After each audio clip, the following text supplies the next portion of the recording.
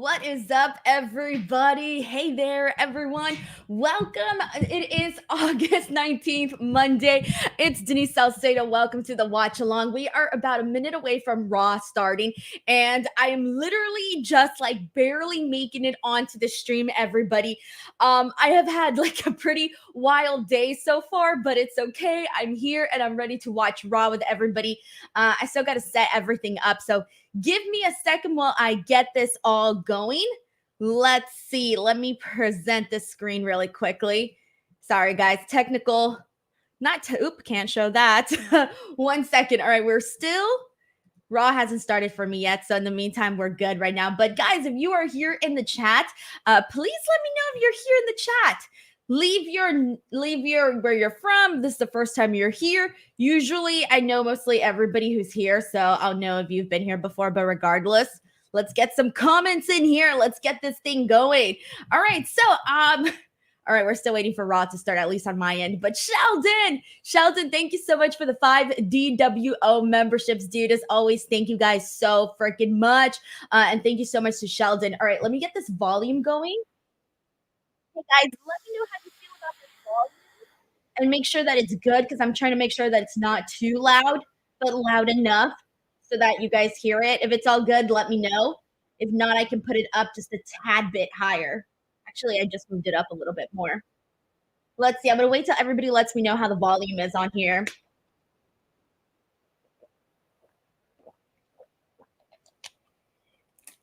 All right, we got some people saying it's good. All right, good. I wanted to make sure you guys can hear absolutely everything. I was about to say, wait, what?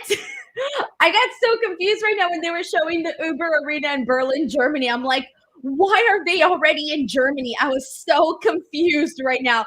They showed Berlin, Germany before they showed Fort Lauderdale, Florida, and I was honestly kind of confused right now as to why they were showing freaking Berlin.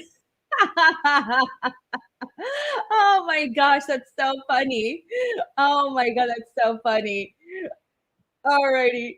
Anyways, Raw's officially starting, guys. We got this going. Someone says, can hear you just fine. Can't hear the show, though, if you're trying to play the audio. Oh, are you guys not hearing this audio? Ooh, what did I do? Hold on 1 second. I think I know what I did. Hold on. Wait 1 tiny second. Okay, can't show that. All right, I think now you guys should be getting the audio, because that's what I was asking for, to see if you guys can hear this Raw audio or not. All right, so now let me know if you guys are hearing that.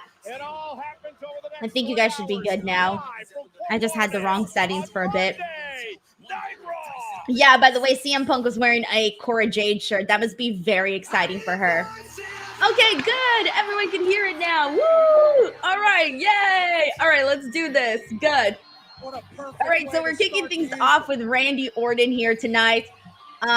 So basically what they've got on the deck today for Raw is they got Randy Orton, addressing Gunther before Bash in Berlin. They got CM Punk, who's going to be delivering a message to Drew McIntyre. And they've also got, let me see what else we got announced for Raw. I was looking at that literally like 5 minutes ago. I was looking at the card for like the first time today, because I usually don't always look at the card. We also had Sheamus versus Pete Dunne, which that was announced last week too. Maxxine Dupri versus Ivy Nile, going to be interested to see how that one plays out.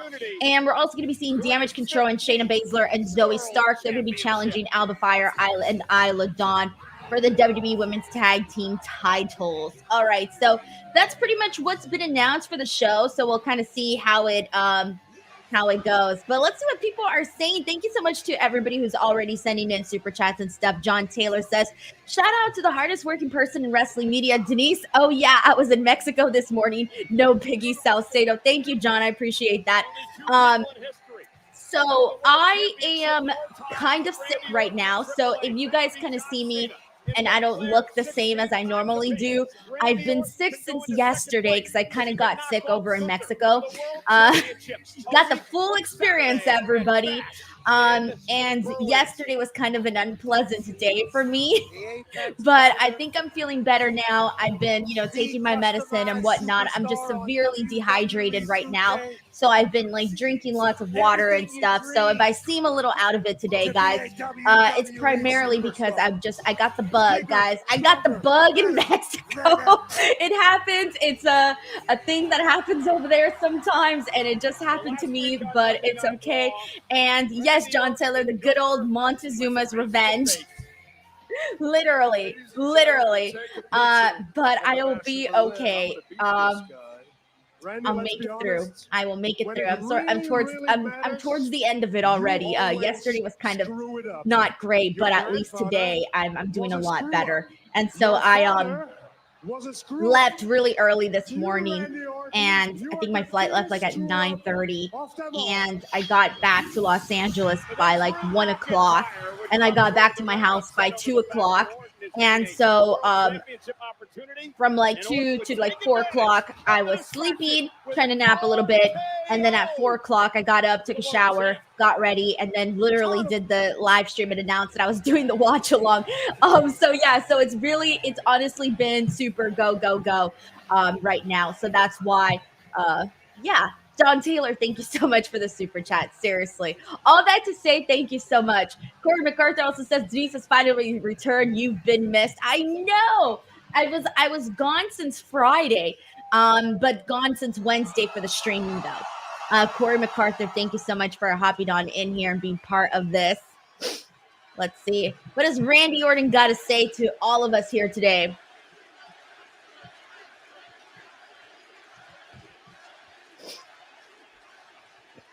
South Florida, you sound mighty froggy right now. I'm going to put the volume up a little bit higher because I could barely hear anything. All right. Let me know if everyone could hear this.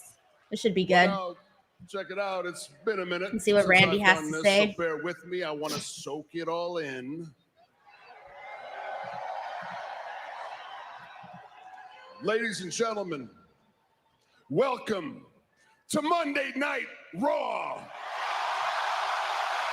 It's so funny kicking off Monday Night Raw with a SmackDown superstar. Oh yeah, and already spotted a Joe Hendry little face in the crowd. Champion.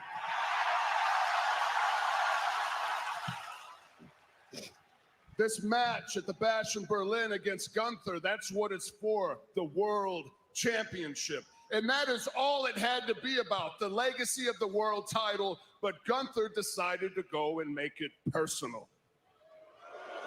Gunther he always makes it personal. Which that's what I only love gives about me Gunther. That much more reason to beat his ass in Berlin, pillar to post. But I think that should be a good match. Last week, when he couldn't help but talk about my father and my grandfather. Yeah, he definitely went low with that, but that's what I like about Gunther. Then he turned his back on me, and I mean, this is me we're talking about, so I had no choice but to take the opportunity and hit his ass with the 3 most dangerous letters in sports entertainment, RKO.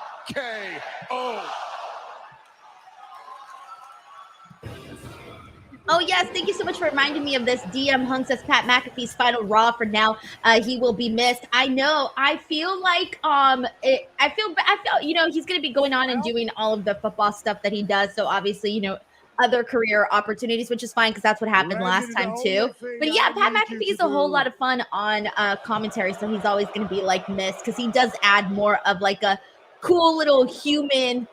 He's a little bit more chill than some of the announcers, right? Like a lot of the announcers are very announcery versus Pat McAfee is just kind of just talking. He's just talking like if he was doing a watch along right now, just a little bit more chill, not super announcery.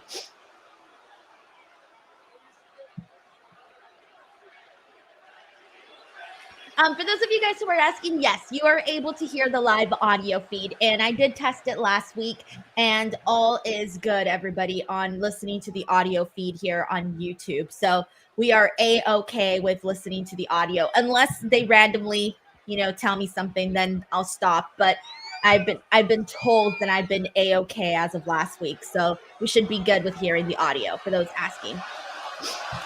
Fernando Zaya says, I get sick when I go to Mexico to visit my family all the time. Guys, it's never happened to me, and it happened to me this time, and it was brutal, man. It was brutal. That's why I look the way I look right now. I feel like I look so dry. I'm like so dry. Look at me. I'm dehydrated. There's no life in my face. All the life has been sucked out of my face. And all those four of the rednecks It's so in here. funny. To do right now is to shut up and listen to what I have to say. Gunther's mad. Yep. Randy, look at me. I want to know what you are celebrating here. Are you celebrating that I turned my back to you? You spun me around and you hit an RKO on me?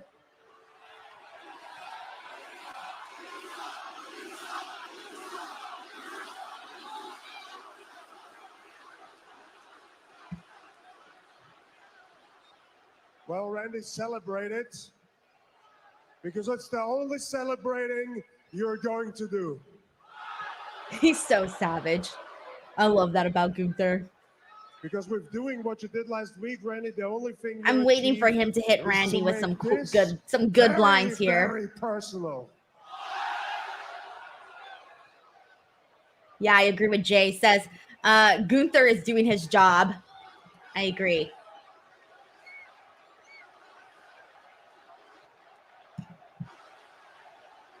I'm really looking forward to Bash in Berlin, guys. I will be at Bash in Berlin. I'm really excited about attending the show. So keep an eye out for content when that comes. USA make me, huh? What is that? Huh? That's all you get when you have 3 brain cells available, huh? Some sort of Gunther's just talking shit to the crowd. Huh? He's like, that's all you guys got? Whatever. Hey, he's making some Everybody points. seems to be very hyped to see Gunther's you not fazed hit by another this. RKO on me. I came here to let you know that it's never going to happen again. And since everybody, including me, is aware how dangerous of a maneuver the RKO is, you leave me no option. Because after I'm done with you in Berlin, I'm gonna leave you a bloody mess. Oh, and now he has to.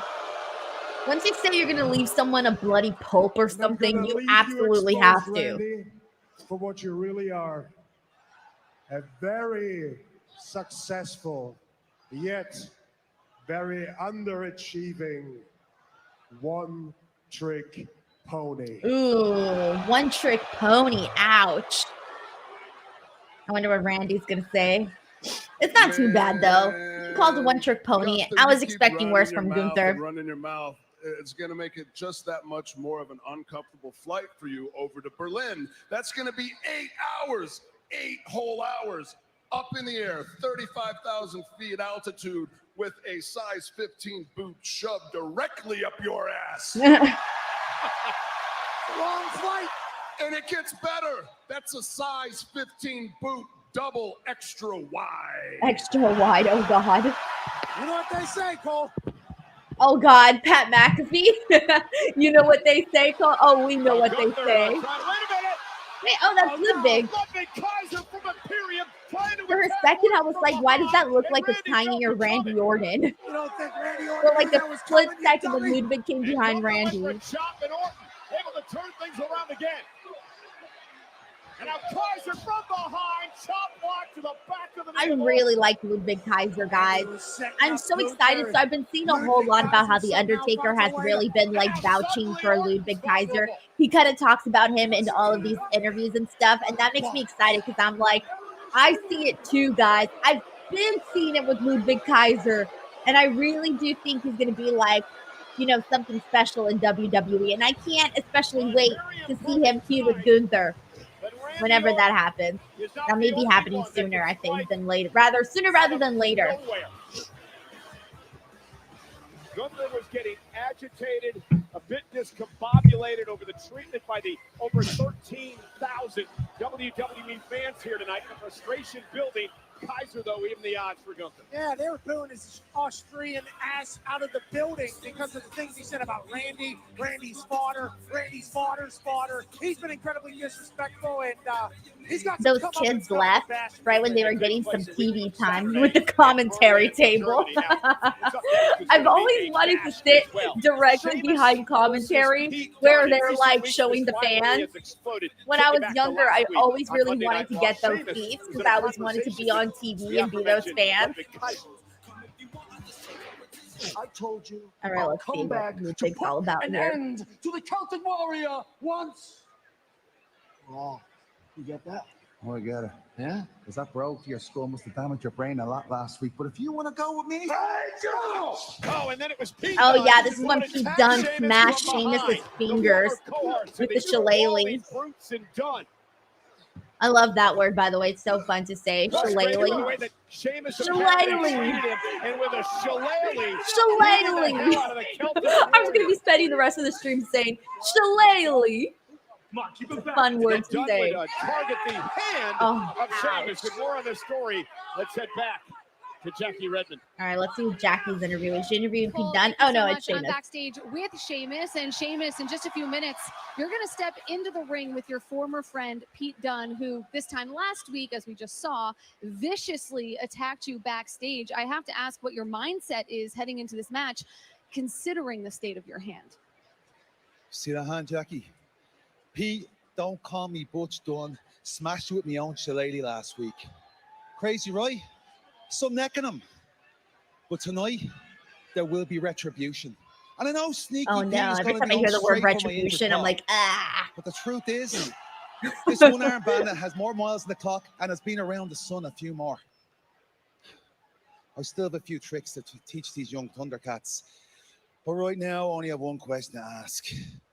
Fort Lauderdale! Are you ready for a banger?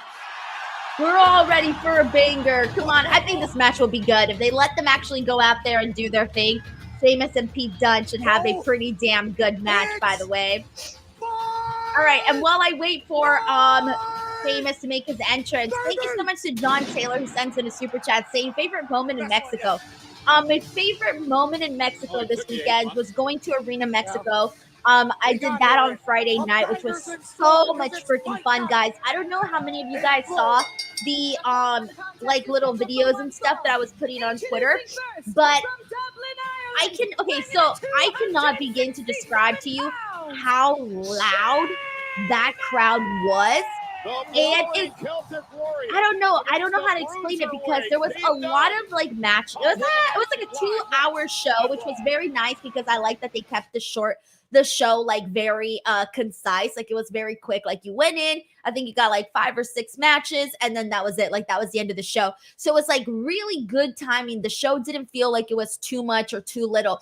But here's the thing, like even the matches, you know how there's some matches on the card where some people like when you go to a show, you're like, I don't really care about this match. And you're just like, like whatever about it. And you're waiting for whatever match you're looking forward to. Okay. That did not happen in this Lucha show. In the Lucha show, it felt like the crowd cared about every single match, and they were reacting to matches that weren't even like, they were like lowered card little matches or whatever, and they were reacting to it like it was a main event, like it was like the craziest thing they'd ever seen or something. And so that kind of made it like extra fun because they were really reacting to like what the heels were doing, what the baby faces were doing, especially the heels, man, because when it comes to the heels, like people just love them, especially in Mexico. I feel like people just love either cheering for the heels, because there was a lot of cheering for the heels, but also like booing the heels whenever they did something like super crazy, right? And it was fun because they had what else did they had? They had the minis, which is always very fun to see. The minis always get over because, you know, they're so little and they're so fun to see. They had the minis, they had the exoticos. If you don't know what an exotico is, you can Google it and find out. But they get very, very over in Mexico, guys. Like I cannot explain to you how over the exoticos get in Mexico. And then also the women, oh my gosh, the match that I saw, I wish I knew all of their names. I don't know all of their names, but there was a lot of girls in there that were just like, dude, they were so freaking good and so hard hitting, but also doing all of the flashy lucha moves and whatnot. So that was so fun to see.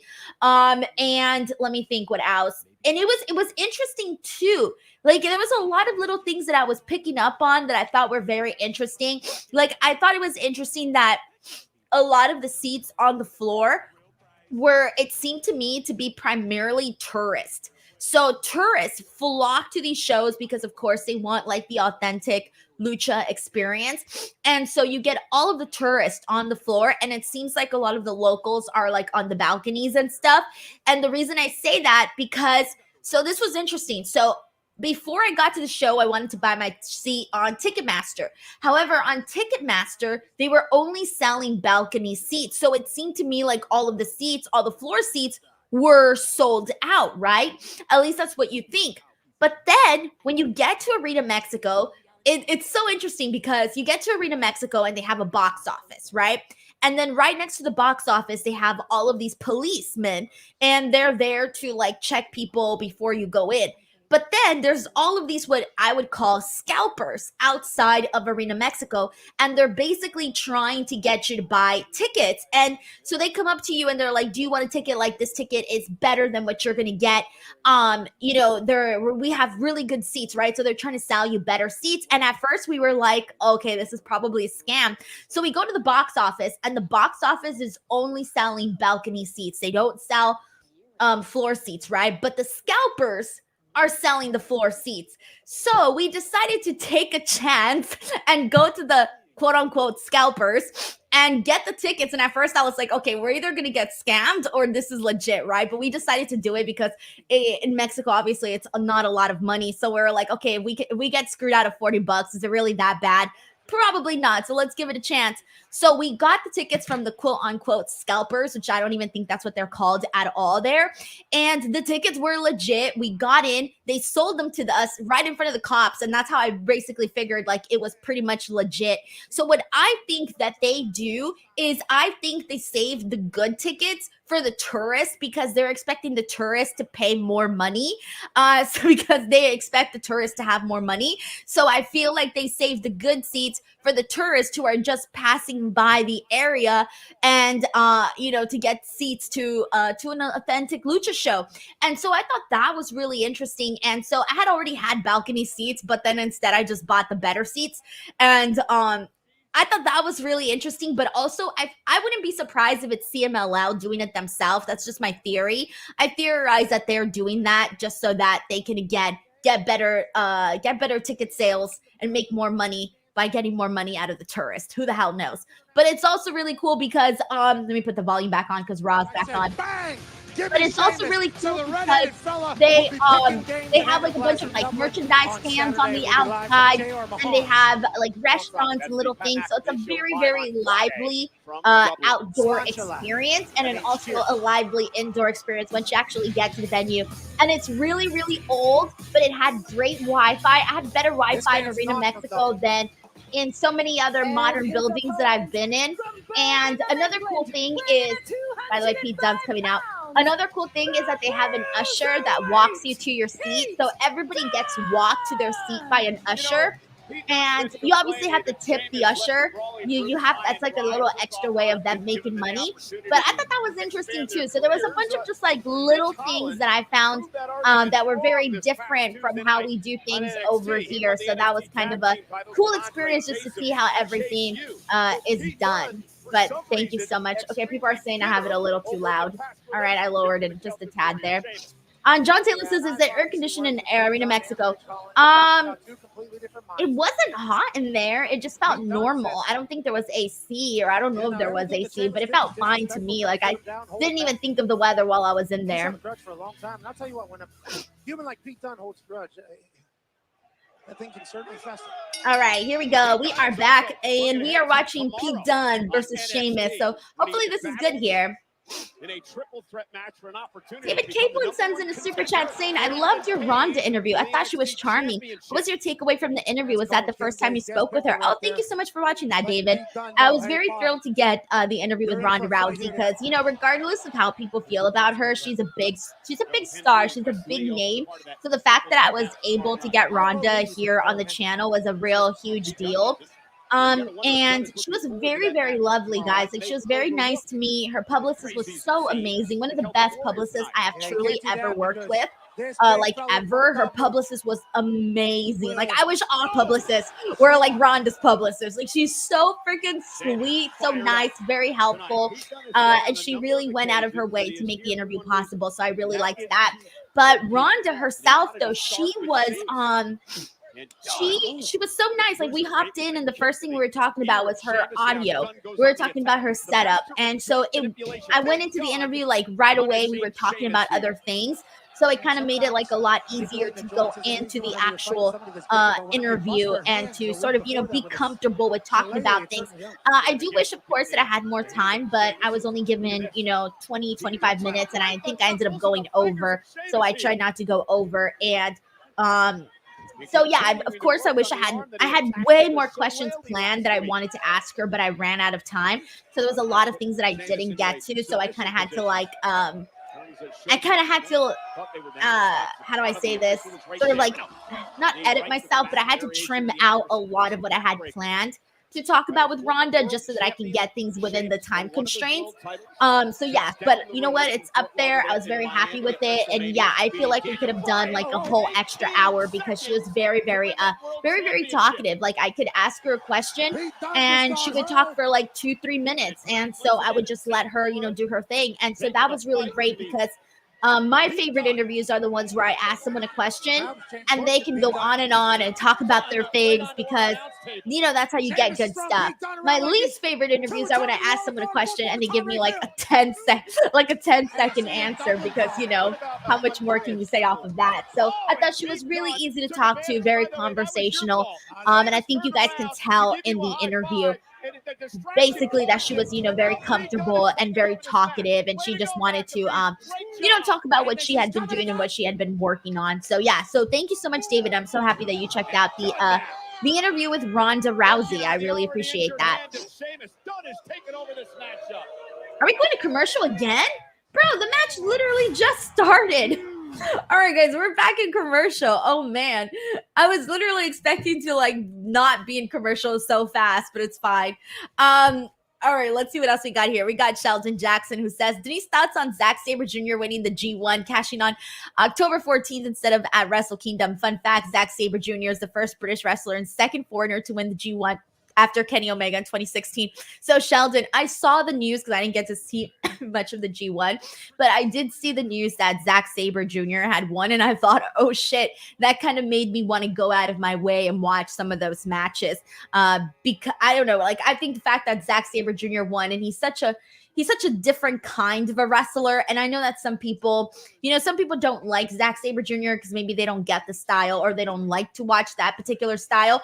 I love watching Zack Sabre Jr. wrestle. I think that he's very brilliant in the technical wrestling aspect, and watching him wrestle can be very, very fun. Like, the second you get into it, and seeing him get in and out of, seeing him put submissions and switch submissions and things like that can be very, very fun to watch. So when I saw that he won, I was like, shit, maybe I should go out of my way and watch some of those matches, to be honest, because I've sort of been out of the loop right now with New Japan. I haven't been watching as much. So I feel like I have to kind of get back into it and re-catch myself up, and seeing that Zack Sabre Jr. won was something that definitely piqued my interest for sure. But Sheldon, thank you so freaking much for sending in this super chat. I seriously appreciate that. And thank you so much to everybody who's sending in all of the love. I appreciate you guys.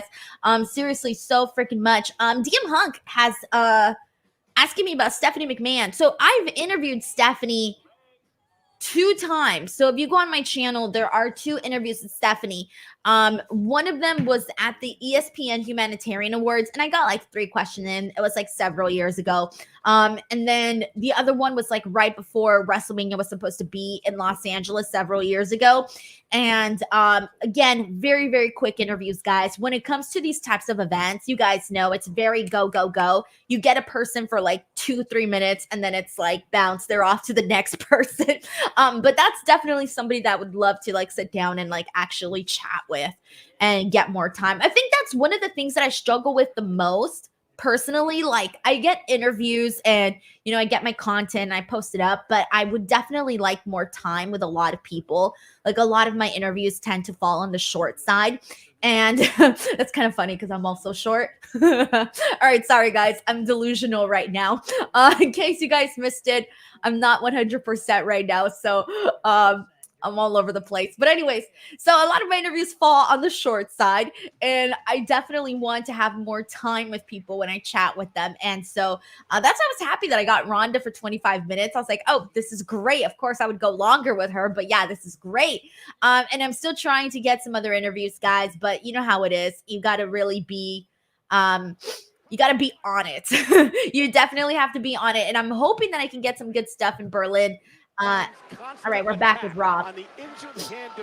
I'm hoping that we can get some good, that I can get some good stuff in Berlin when I go. So fingers crossed.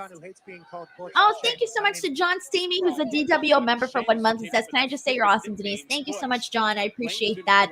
Thank you for the love. Thank you for being part of the DWO. Let's go. And Raphael Smith, I like this wording. Zack Sabre Jr. is a scientific wrestler. I actually really love that description. It's like a really great description. Oh, man.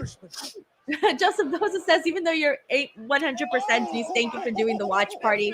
So hope SRS doesn't give you grief for being sick. If he does, I will log the F out. I'll be like, peace, I don't gotta be here, okay? I can take the night off. And now just unloading on Sheamus. I mean, Sheamus said, is that all you got? It sounded like it was. I wasn't sure if he said butch or another word that sounds like that. I just like when Pete Dunne just like snaps. People are calling him a little baby back butch. And now look at him. And now Sheamus with the axe handle, knocking Pete Dunne down. Dunne, a former tag team champion in NXT, a former NXT UK champion as well. And Sheamus now with a wicked clothesline, little payback there. Yeah, it's almost like Pete Dunne woke up Sheamus. And now power slam to Dunne. Finish this thing off, Sheamus. You got to pick some games on Saturday. Zazine Quasi says, do you get sick days in your contract with Fightful? So first of all, I don't have a contract with Fightful. I've never had a contract with Fightful, and we don't get sick days. I was like, but it doesn't really matter because I can literally just call Sean, which happens all the time, and just I'll be like, can't make it today. He'll be like, all right, cool. So it's like kind of okay, to be honest. But yeah, no, I do not have a contract with Fightful. I only have one contract. And my one contract is with Busted Open with Sirius. They're the only They're the only people that I have a contract with, and everybody else is, you know, Fightful. I don't have a contract. F4W, I don't have a contract. And then Sirius, I do have a contract. And then me, I have a contract to myself on this channel. Just kidding. I don't have a contract for myself on this channel. Won a Stanley Cup with this method.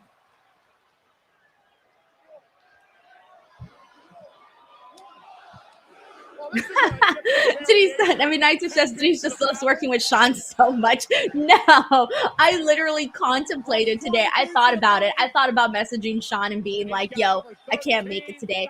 But then I was like, I can't do that because I'm going to be gone on September 1st because I'll be in Berlin. As I mentioned, I'll be in Berlin, which means that Monday I'll be, where will I be on Monday? I think Monday I'm either going to be in Amsterdam or I'm going to be flying back home. The point is I'm not going to be here, so I don't like to miss when I know that I have an upcoming date that I'm going to miss. You know what I'm saying? it just, oh, damn, he kicked him right in the Well, technically, I think he kicked him in the gut, but at first glance, it looked like he kicked him in the nuts, but it was in the guts, though. Oh, that's literally what happened to me in Mexico, guys. Got hit right in the guts. Oh, man. Right on target.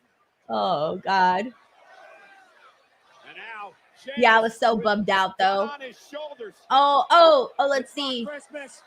What crazy shit are they going to do right now? We had a nutcracker and now maybe Oh, I thought we were about to see something really crazy. Able to capitalize. Look at I was going to say a power bomb. Sit-down power bomb's not too crazy.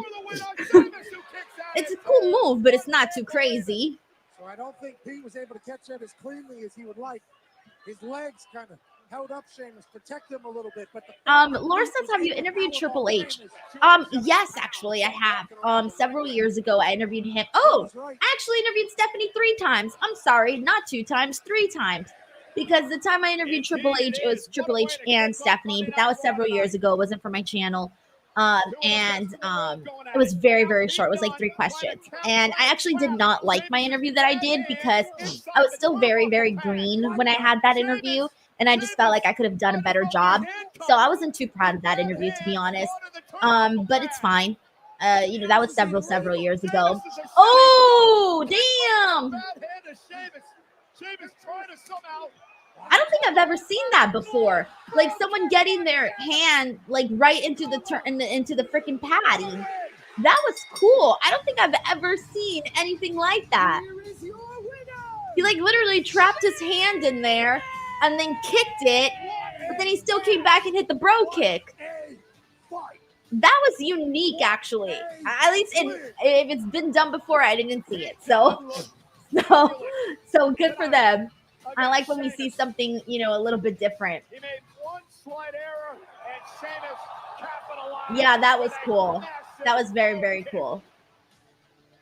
Brute strength saves Sheamus as he heads to Dublin. Oh, that was a weird zoom. They're just like Ninja Turtles. Ready for is getting that win for the New Day. I love it, baby. I'm here for it. Odyssey Jones looks like he's fun to hang out with. So, I've been just noticing that over the past couple of weeks, your energy's been kind of off. I mean, is everything okay? Carrying and all that, like wedge driving, he's just trying to drive a wedge, right? Yeah, I know that. That's what carrying does. People tried to do it to us before. They're going to try to do it to us again. But carrying's not the problem. Honestly, I just wish you would have talked to me about bringing Odyssey in before you did. It just feels like you're trying to replace Biggie, and I don't want to do that. Oh. Number one, I'm sorry. Number two, nobody's getting replaced. Nobody could ever replace E. This isn't about bringing Odyssey into the New Day. Bro, you remember what it was like when we were first trying to get the New Day off the ground? Yeah, I do. Everybody making fun of us, everyone talking trash about us. Man, it was hard, man. But we got through because we had each other. Mm-hmm. We became one of the greatest tag teams, if not the greatest tag team of all time. Yeah. Bro, we are family, man. Nothing's ever going to change that. As far as Odyssey is concerned, he's in the same boat that we were in back in the day. And I was just hoping that as veterans, we could bring him under the wing the same way that we wish that veterans would have brought us under the wing. You know what I'm saying? Yeah. You know what? You're right. Wow, Kofi Kingston's so nice. Xavier Woods is being a little jelly. Oh, yeah, he's definitely not feeling Odyssey Jones. He looked very irritated by that. He's like, nah, I don't like this guy. All right, we are back on commercial break, so let's see what people are doing here. Okay, so where was I at? I know I was talking about something right before this. Thank you so much to Brandon for sending in the super chat saying thanks for doing the stream when you don't feel 100%. Thank you so much for tuning in, period.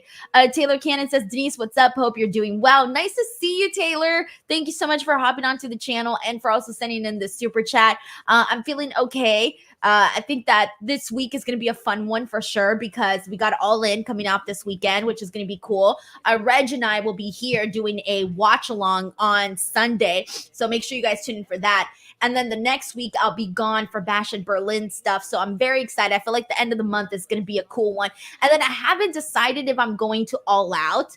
I kind of want to go to All Out, but then part of me kind of doesn't because I'm going to be recently just coming back from Berlin. So I have not decided if I'm going to All Out. I'm still on the fence. I'm sort of debating whether or not I want to go. So we'll see. John Taylor says, will 2024 be the most traveling in general for you? I don't know because I'm going to say no because last year I kind of did the same thing where I went to Greece, I went to New York, I went somewhere else. Where else did I go? Oh yeah, London, and that was all like within like a very quick like short period of time. And I went to some other places too. And so I feel like last year was very, very busy. I feel like August is now becoming like August is becoming like the most traveling month for me of the year because of all of the events that are going on.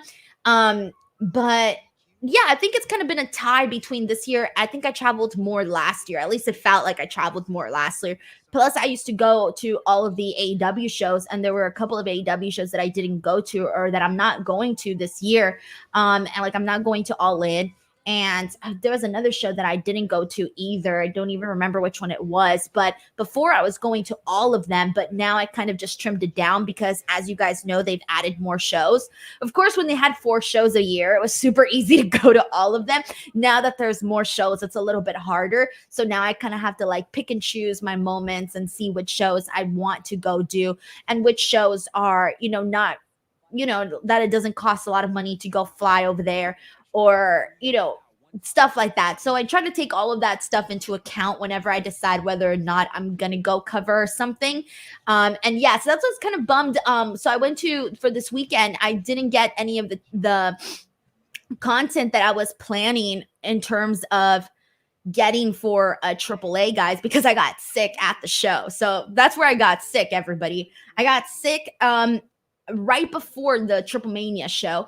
It was that meal that I had right before the fucking show that just basically like ruined my rest of my trip, literally.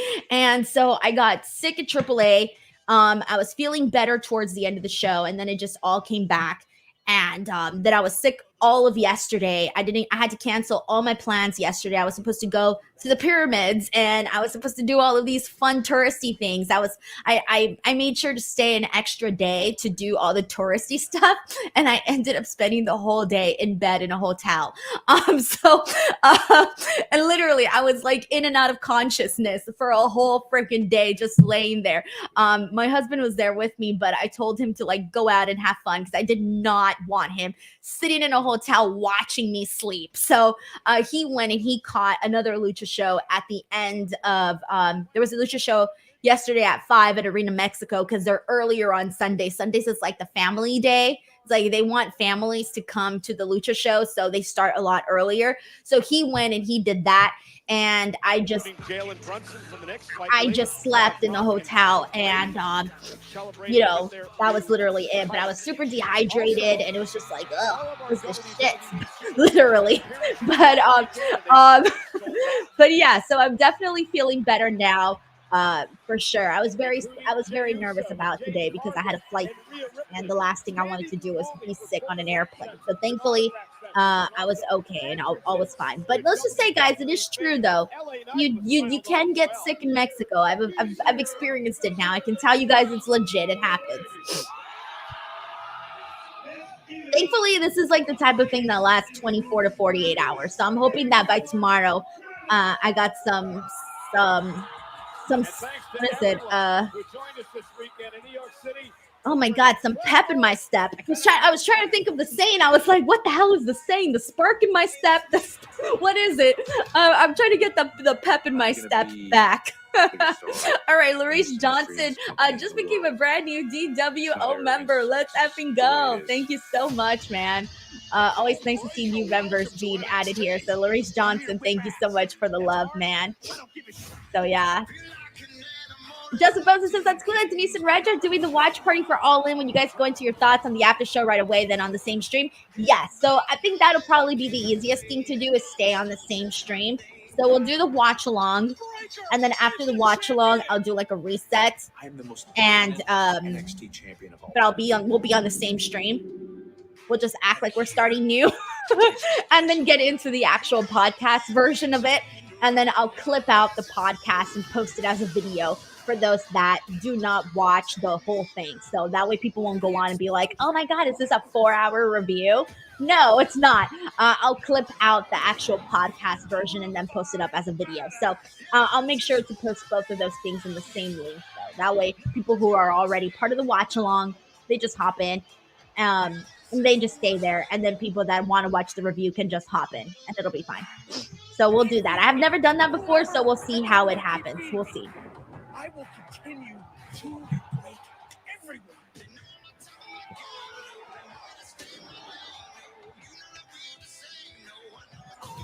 All right, we're getting a Braun Breaker video package of all of the people he's practically killed.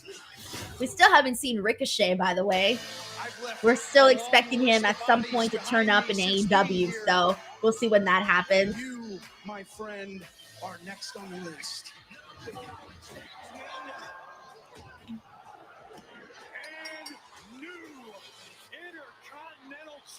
But yeah, Arena Mexico was fun. The CMLL show was fun. Triple Mania was fun. But anyways, as I was saying, that's why I didn't get content, guys. From there, I got sick, and it was just no content day. But it's fine. It's fine. It's fine. It's all fine. I was a little upset at myself, though.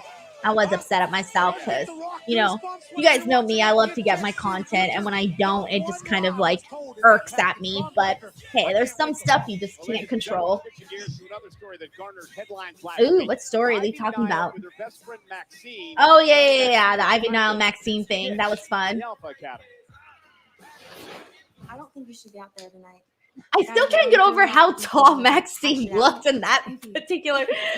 For whatever reason, she looked like she grew 50 inches, man. In this particular backstage clip. That's not necessary. I know it's because Ivy Nile's not tall, but I swear to God, it was like Maxine just got like stretched out. Got stretched out. Ivy Nile attacked Maxine during the tag team matchup between the Creed brothers and Alpha Academy. Maxine face first on the announce table. And John Taylor says, how dare do you betray me, Denise, to her stomach? Girl, betrayed by my own self. You know how depressing that is? Very, very depressing. Oh, man. Thank you so much, John Taylor. Appreciate that. Dominic Carranza says, I'd say in the grand scheme of things, you made the right call. Don't make yourself more sick just for the sake of content. Yeah, it happens, guys. It happens. My new family, a real family.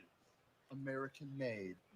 Oh, we got American made t-shirts now. Getting rid of that dead weight, and I can officially welcome you to the team. So it's going to be a pleasure. You never had a coach like me. I kind of like that logo, the American made logo. But in the end, kind of cool. Exactly what was coming to her. I'm the real deal. I'm the. It's a little star, but you also see the A and the little M. That's very cute. Right. And after you break Malibu Barbary tonight, we end that failed experiment known as the Alpha Academy. Can focus on the Wyatt Six. We're not done with them. Not by a long shot. We're going to send them back to whatever swamp they crawled out of. But us, we know exactly where we come from. How are we made? American made! How are we made American made? They should get a little tag on them that says made in America. You know those little tags that say where the thing's made at? Made in America could be the thing for them. That's funny. Oh, let's see how this match turns out, guys.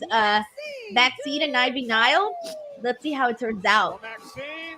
Thank you, Lauren. Says they liked my interview with John Cena. My whole 45 seconds. Let's go, guys. It doesn't matter how long it is. It's what you make of it. So with that being said, if you guys want to last longer in bed than my John Cena interview, well, make sure to get yourself some Blue Chew. Are you jobbing now in bed? Do you have dreams of main eventing in the sack? Well, have no fear. Blue Chew is here to help you become the champ. Soon you'll make your babyface comeback and get the finish. Blue Chew is the place to go for chewable versions of sildenafil, tadalafil, vardenafil. These ingredients help men achieve stronger, harder, and longer lasting erections for sexual activity. Woo! The chewable tablets help fight off all forms of ED, which can include performance anxiety and maintaining an erection long enough for sex. A Blue Chew subscription includes a free online consultation, 24/7 medical support, a prescription for chewable sildenafil, tadalafil, vardenafil, if approved, and discreet delivery straight to your door every month, all from the comfort of your own home at affordable prices. No more in-person doctor visits, no more waiting for appointments, and best of all, no more awkwardness. So what are you waiting for? Head on over to the description box of this video and click on the link and make sure to use the promo code Denise. Hey. All right, so things just worked out for that. We got Dominic Carranzo who says, hold on, I need oxygen. That segue was perfect. I know, right? It just happened to all work out very, very nicely. I was like, screw it. Here we go. It's time.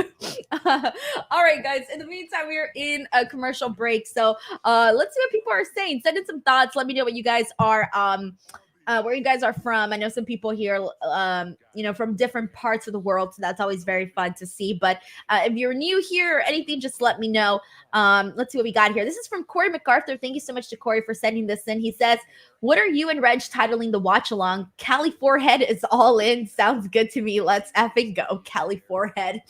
Cali Forehead is all in. So I don't know what we're calling it this year, but I feel like next year, if we do one, we got to call it Y'all In. So I'm sure everybody has seen that joke now on Twitter. It's like all over where everybody's calling All In next year. Y'all in. Y'all in. Oh, it's great. For those of you who missed it, All In will be taking place in Texas next year. So yeah, howdy. That'll be fun. I actually like going to Dallas. I don't mind going to Dallas. I wonder how hot it's going to be, though. I feel like it's going to be extremely hot. August in Texas. Oof, that sounds hot AF, guys. That's the one thing that was like the one thing I thought about when I saw the announcement. I was like, shit, it's going to be so hot in Texas. So make sure you guys, if you're going, make sure you stay in AC, put your sunscreen on, and drink water because it's going to be hella hot. But either way, for this particular All In, I don't know what we're going to call it. I guess we're just going to call it All In Watch Along. California Head is all in. Maybe I'll make some, I don't know. I'm trying to think of some fun stuff to come up with for the watch along as well. So we'll see. I'll cook up something in the next couple of days. Thank you so much to Corey for that, though. I appreciate that. All right. I need to put the volume back up so everybody can hear. All right, here we go. All right, let's see how we got what some people are sending in where they're from. We got Kevin Killer Miller from Edison, New Jersey. We got Mike Rouse from Missouri. We got John Taylor, who's from Montana, but born and raised in Orange County. What part of Orange County? Let me know. I went to school in Orange County, so I'm very familiar with Orange County. I went to school in Fullerton. And then I interned in Costa Mesa when I was an intern for PBS SoCal. That was a fun internship, by the way. I feel like that was like my most real news experience was interning for PBS SoCal. And that was in Costa Mesa. That's Carter 2 is watching from Saskatchewan. Hell yeah. And Daniel Canada is watching from New Zealand. I love that. Your last name is Canada? Is that your real last name? But you're from New Zealand. Good stuff there. All right, this match is starting. I'll read some more as when we return. Let's see what's going on with this match here. They started off pretty quick. Oh, look at Maxine. With a flex, do your dance, Maxxine Dupri. Maxine fired up. As she should be. And Ivy Nile set right over our announce table. Wow, they started this match with some sparks. Maxine is fired up. It's good to see Maxine looking confident because she was getting trashed a lot online because, because of the fans that were, remember when that video went up and went viral? I guess some fans were chanting at her saying that she sucked and she was awful. And then a lot of people came at her defense. Maxine never said anything. She was very, very classy. She was very demure about it all. She handled everything very nicely and just went out there and continued to work. Oh, this match is going to end. Oh, so they didn't really have too much of a match planned here. If it's ending with this Wyatt 6 stuff, I thought we were going to get a legit match here. I'm kind of a little bit bummed. I wanted to see what else Maxine and Ivy Nile had. Because I want to see what Maxine can do, like where she's at right now.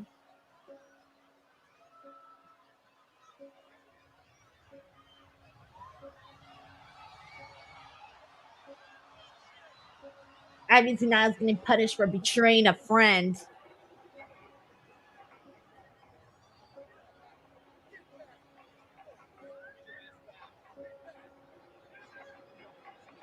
That is Nikki Cross. Believes she's Abby the Witch. And look who is behind. Oh, they're all there.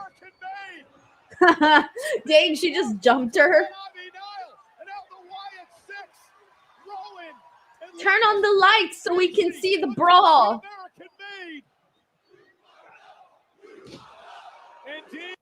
Oh, they just muted the crowd for chanting "You effed up."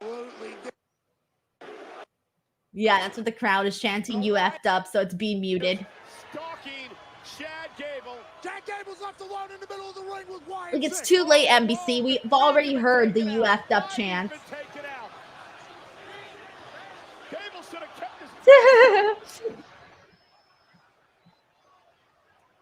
Look at that freak.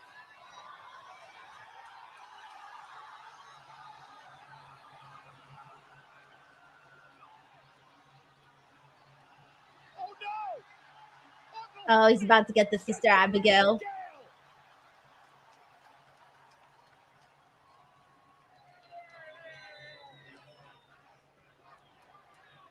The sacrificial carcass of Chad Gable. Chad Gable really needs to start coming up with a backup plan. This guy has been being spooked out by the Wyatt 6 now for months. He really needs to start smartening up about how he's going to handle himself in these situations, by the way. All right, and we're back to... Oh, no, it's not commercial break. Whoops. It's CM Punk. Never mind. Oh, he's got the belt around his neck. Okay, I think they're definitely going to make the strap match tonight, guys. Because last week they had CM Punk basically get freaking Drew McIntyre with all of the, what do you call it? With the belt. He got him with all of the belt. And why is this still? All right, there we go. So he got him with the belt. And now I think they're going to announce a strap match today. So I think that's what we're going to see. All right, let's see what else we got here. Jay says Dallas in August is the worst. Believe me. Oh no, I don't want to know that actually, but that's what I pretty much figured. I pretty much figured that that's what it was going to be. And let's see what else we got here, where our people are from. All right, we got Laura, who's from Hamilton City, California. We got Kavisha Ramsundar, who's from Trinidad.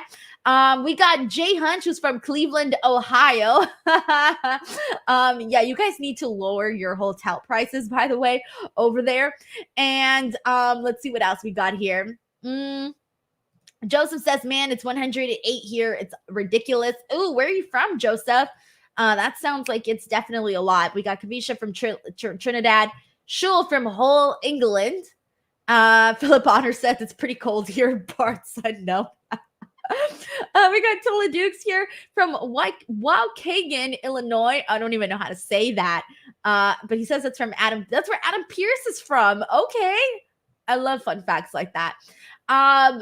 Okay, and John Taylor's from Huntington Beach, and his first IT job is in Orange Coast College in Costa Mesa. Okay, so we know the area. Well, at least I know the area very, very well. All right, let's see what else we got here. Let's see if anybody else is sharing where they're from. We got Corey MacArthur, who's from Charlotte. Leo Poroy, who says he's from San Jose, Costa Rica. I've been to San Jose, Costa Rica, by the way. I love San Jose, Costa Rica. It has a very, fun little downtown atmosphere. I did some traveling in Costa Rica, and it's one of my favorite places ever. The only thing is it rained. Well, I went during the rainy season, and it rained a whole lot. And also the bugs. Oh my gosh, the bugs ate me alive, man. Like I came back with bites everywhere on my arms, on my legs. And what else? But it was very fun. It's like Costa Rica is the place that you go to if you want an adventure, because they got like a bunch of waterfalls, and they've got there's animals everywhere, by the way. My favorite thing that I saw when I was in Costa Rica, two favorite things. One, I saw a sloth that was walking on the wires, like the street wires. It was just like slowly walking on a street wire, which was very freaking cool. And our tour guide said that it's kind of rare to see that. Like if you're not a local, like if you're a tourist, you want to see it, but you don't always get to see it. And then my other favorite thing was I saw the raccoons and the monkeys in one beach. And basically what happens when you go to this beach, I don't remember what it's called, but the raccoons and the monkeys they're so smart in the sense that they already know that the tourists have snacks in their bags. So they even tell you, do not go in with snacks. And if you do, you have to be like really, really careful. And so the raccoons and the monkeys, especially the raccoons, they go and they try to get your bags. They try to get your bags and run with it. And so sure enough, we had a raccoon go into our little area and try to take our bags. And then once they actually take something away from them, like the raccoons get what they want, then the monkeys go and try to fight the raccoons for the loot that they just stole from the tourists. So it's really crazy. I caught like a whole video of that. That was a couple of years ago. And it was amazing though. So you definitely live in a beautiful, beautiful place. I recommend Costa Rica to just about anybody. But all right, here we go, guys. We're back on For the Raw. last 2 weeks. We're getting a Judgment Day. Excuse me, not a Judgment Day promo. We're getting a Damian Priest Rhea Ripley promo. I guess I can't call them Judgment Day anymore because they're not in the Judgment Day anymore. For the last 2 weeks, the Terror Twins stood our ground in the middle of the ring while these clowns ran. Kavisha, I actually have never been to Trinidad, so I don't have anything to say because I've never been there, but I would love to though. Because I bash in Berlin, you two officially. Smile Mark says, when will Raquel Gonzalez return? I don't know, but I really miss her. I really miss Raquel, and I hope when she comes back, she's good to go because I know she's dealing with some stuff. You're gonna find out real quick that it was Damian and myself that were keeping you safe this entire time. And as for Liv Morgan, you said that you've taken everything from me. You haven't taken everything. Actually, all that you've really done is become the one thing that you truly hate. A discount Rhea Ripley. Ouch. And a bash in Berlin. The Terror Twins are gonna put you two through the mat. Oh, is that what they're calling themselves? The Terror Twins? All right, I'm here for it. The Terror Twins. Not bad. All right, here we go. CM Punk promo time. Matt Logan says, so while you were transferring around from where you were around Mexico, you missed a great collision. See, guys, everyone always says it's a great collision whenever I don't watch. That's like the thing. I literally joked about this several times on my podcast, where whenever I don't watch Collision, everyone's like, oh, it was a really, really great show. And then I tune in, I watch Collision, and I'm like, well, this was not a great show. And then everyone's like, yeah, this week wasn't great. But then I don't watch the next week, and everyone's like, it was a great Collision. I'm starting to think I'm bad luck. If I tune into Collision, it's not going to be a good show. If I tune into Collision, it's going to be a bad show. If I don't tune in, y'all are going to get a great show. This happens every time. I've given up. No, but for reals, I am going to go back to covering Collision probably in September. I think September I'll go back to covering Collision. We're around WWE. Sold out everything at Fanatics Fest. Daniel says this Thursday, Denise, is my 40th birthday. What is that date? August? Oh, August 22nd. Oh, I love that. Are you a Leo? I'm assuming you're a Leo, right? Yeah, I'm pretty sure you're a Leo. Well, first of all, happy early birthday. That's a really awesome 40th birthday. Is very, very freaking exciting. It's like a new era for yourself, you know? 20s, 30s, 40s, 50s, etc. all of that. Daniel, happy early birthday. You have a good one. I hope you're planning a big celebration. You should. You definitely should. And he is a Leo, I figured. That's cool. My husband's a Leo too. That's how I know this. Like, that's how I know this.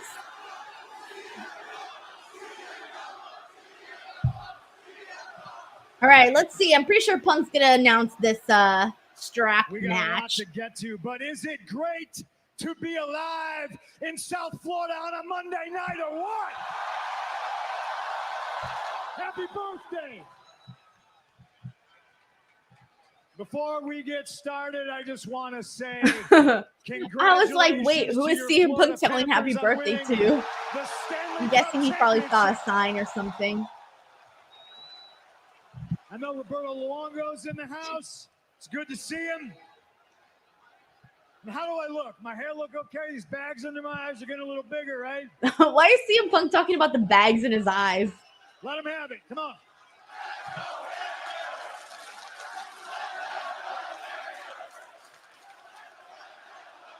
All right. Let's not get carried away.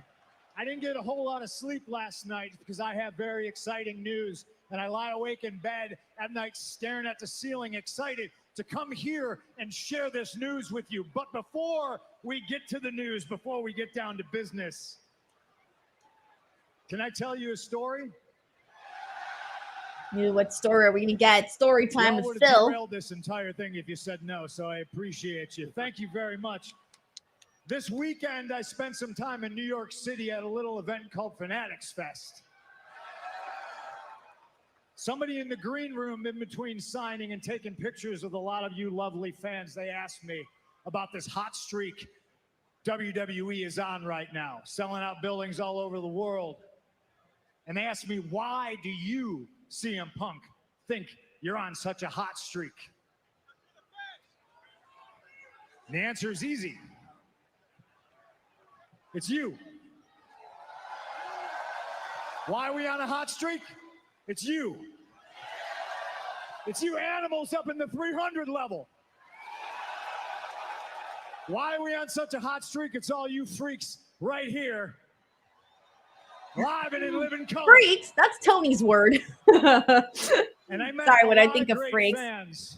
Or what First oh no, person not in freaks. He line does the sickos. Never mind. For pictures Guys, that I'm day, sick. it was this nice young lady. Freaks She was in and a sickos are the wheelchair. same She to me. wheeled herself in and she got up out of the wheelchair and she walked up to me and she told me with tears in her eyes that she just defeated cancer.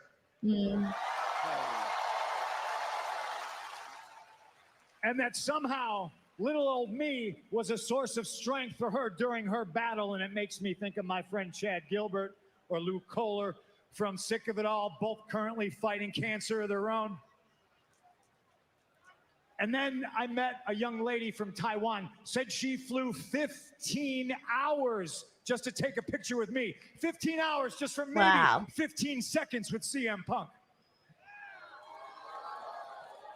And then there was a young gentleman who had a sign that said, I traveled 5,785 miles from Jordan just to see CM Punk. Wow. That means something to me. It means something to every single person in the back.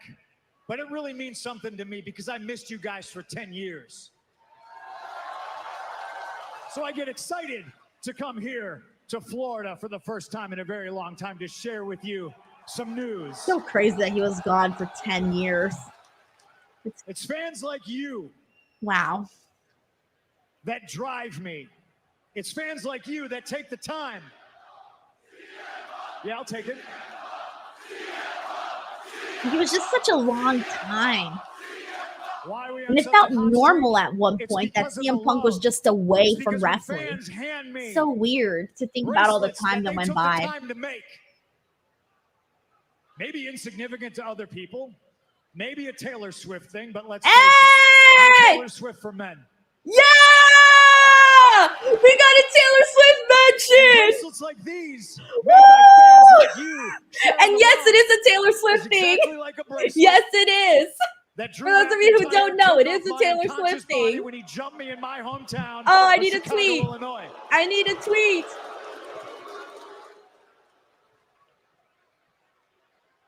So So we've talked about the love. Let's talk about the hate now. The flip side to the coin.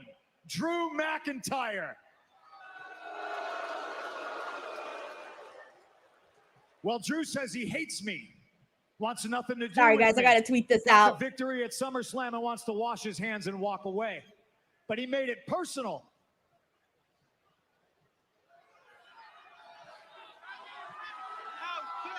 Drew says he Taylor hates me. Swift for men. I love that. He loves me, but I know I love he's that. obsessed Taylor with Swift me. for men. Wants to stay connected to me. Wears That's a bracelet amazing. with my beautiful wife's name on it. I'm not even listening to this promo anymore, guys. I'm on a high from the Taylor Swift mention. This made that Taylor Swift mention And that brings me by CM Punk to the made news this whole I have to share. me You guys wanna tuning hear the in news? when I was feeling like shit worth it. My biggest hater Made is it my worth biggest it. fan. So I went ahead and I made Drew a bracelet.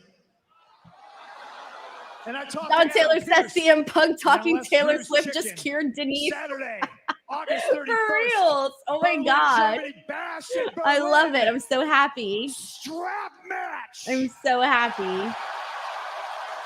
Oh, and there you go, the strap match.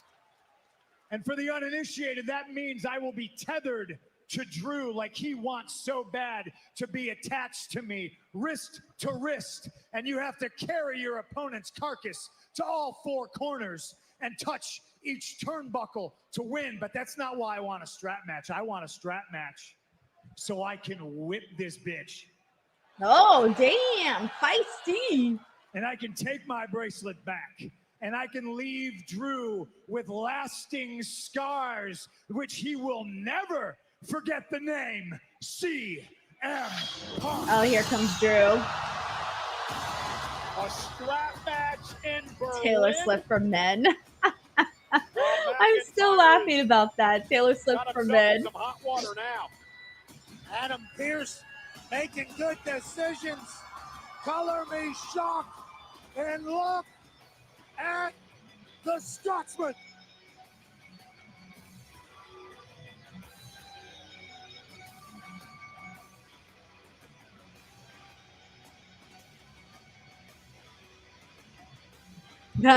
Nick Blue says he said bitch. Okada reference. I mean, everyone says bitch. It's all over. It's like the one bad word everyone can say. John Taylor says speak now with CM Punk. Let's go, baby. Carlos B says, is it possible that the mere mention of Taylor Swift can cure most diseases? Last week, you embarrassed me. You whipped me like a petulant child. And I've been having all these fantasies of the violence that I'm going to bring upon you. And you challenged me to a strap match. I have a question. I'm 100% serious right now. Have you started drinking? What? He really just asked CM Punk that? A strap match. I accept. Let's go. That'll be fun. But that's next week. I can't wait a whole week. I need a receipt for what happened to me last week, for the scars on my back. So Fort Lauderdale, you want a little teaser of McIntyre and Punk right now? You lose that strap, and let's give them a show.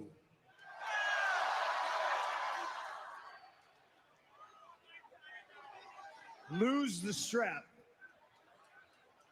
We gave him a teaser last week. I say we gave him the full motion picture this week. Oh. Or I'll tell you what, Drew, because I ain't afraid of you. I will give you this strap. You give me the bracelet. Nah, Drew ain't letting that go. Good negotiation.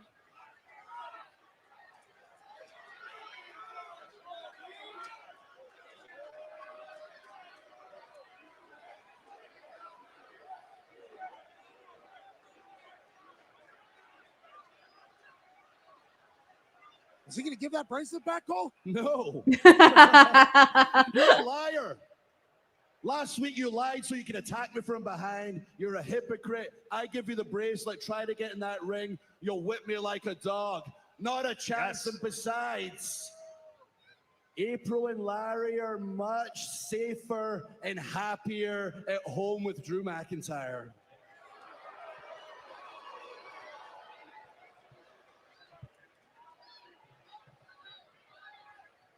Unlike you in Berlin, who won't be safe because it's not me that's attached to you.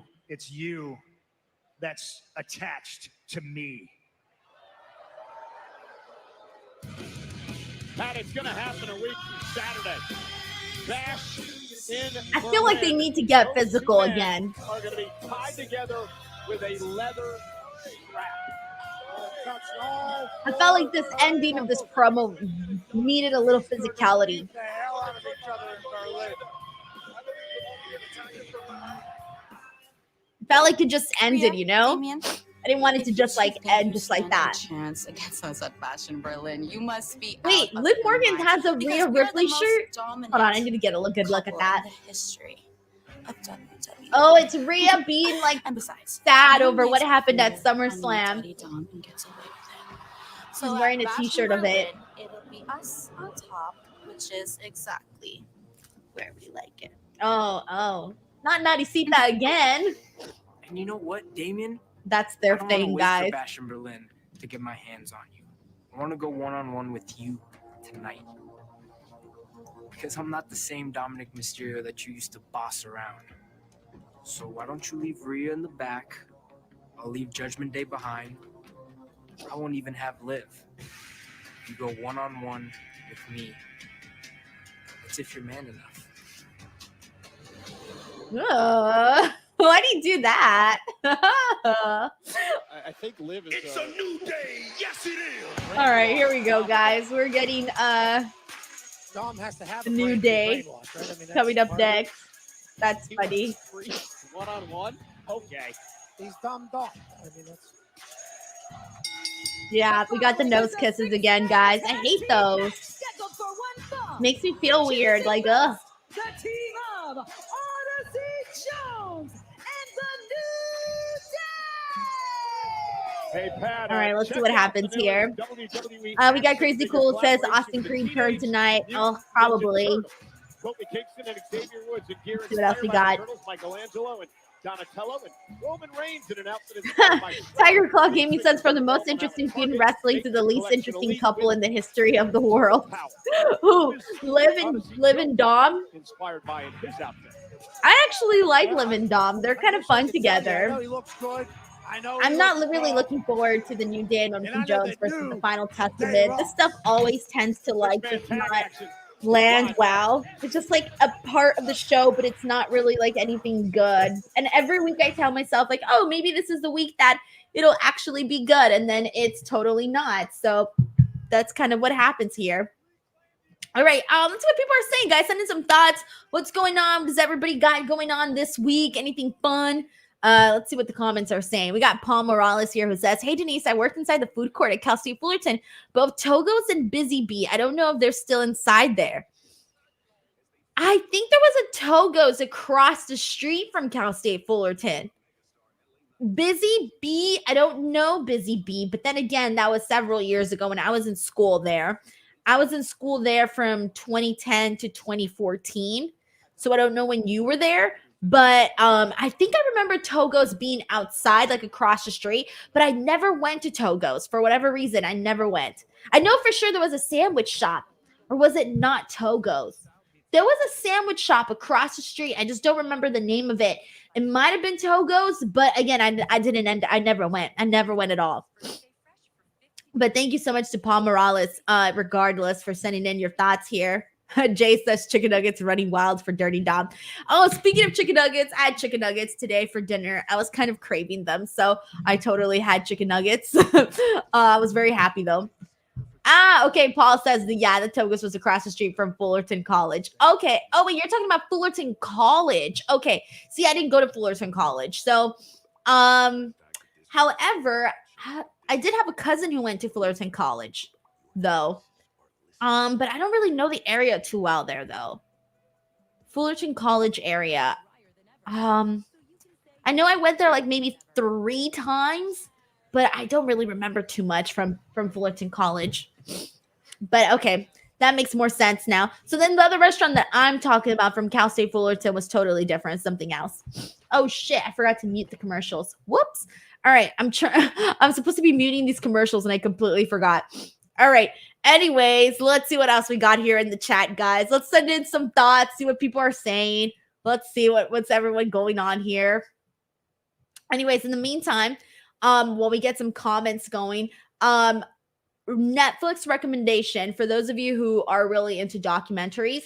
I just watched The American Murder for Lacey Peterson and Scott Peterson, that whole story. It's a very, very famous story. And there was another documentary several years ago that I watched about that. And then this is the new one here on Netflix. It's really, really good for those of you who are into that kind of stuff. If you're looking for a recommendation of something to watch on Netflix, I would definitely recommend that. Also, wow, I just realized how dark it is in here. Wow, I didn't even realize how dark it is. All right, I just realized my lights aren't even on. What is happening? All right, let's see what we got. Hold on. Let me turn on the lights.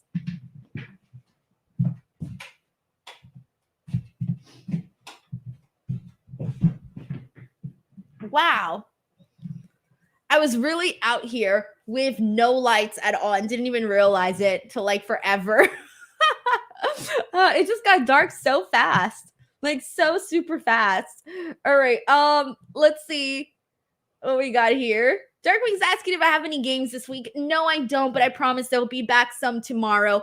I don't have any games this week because I didn't have time to do any this week.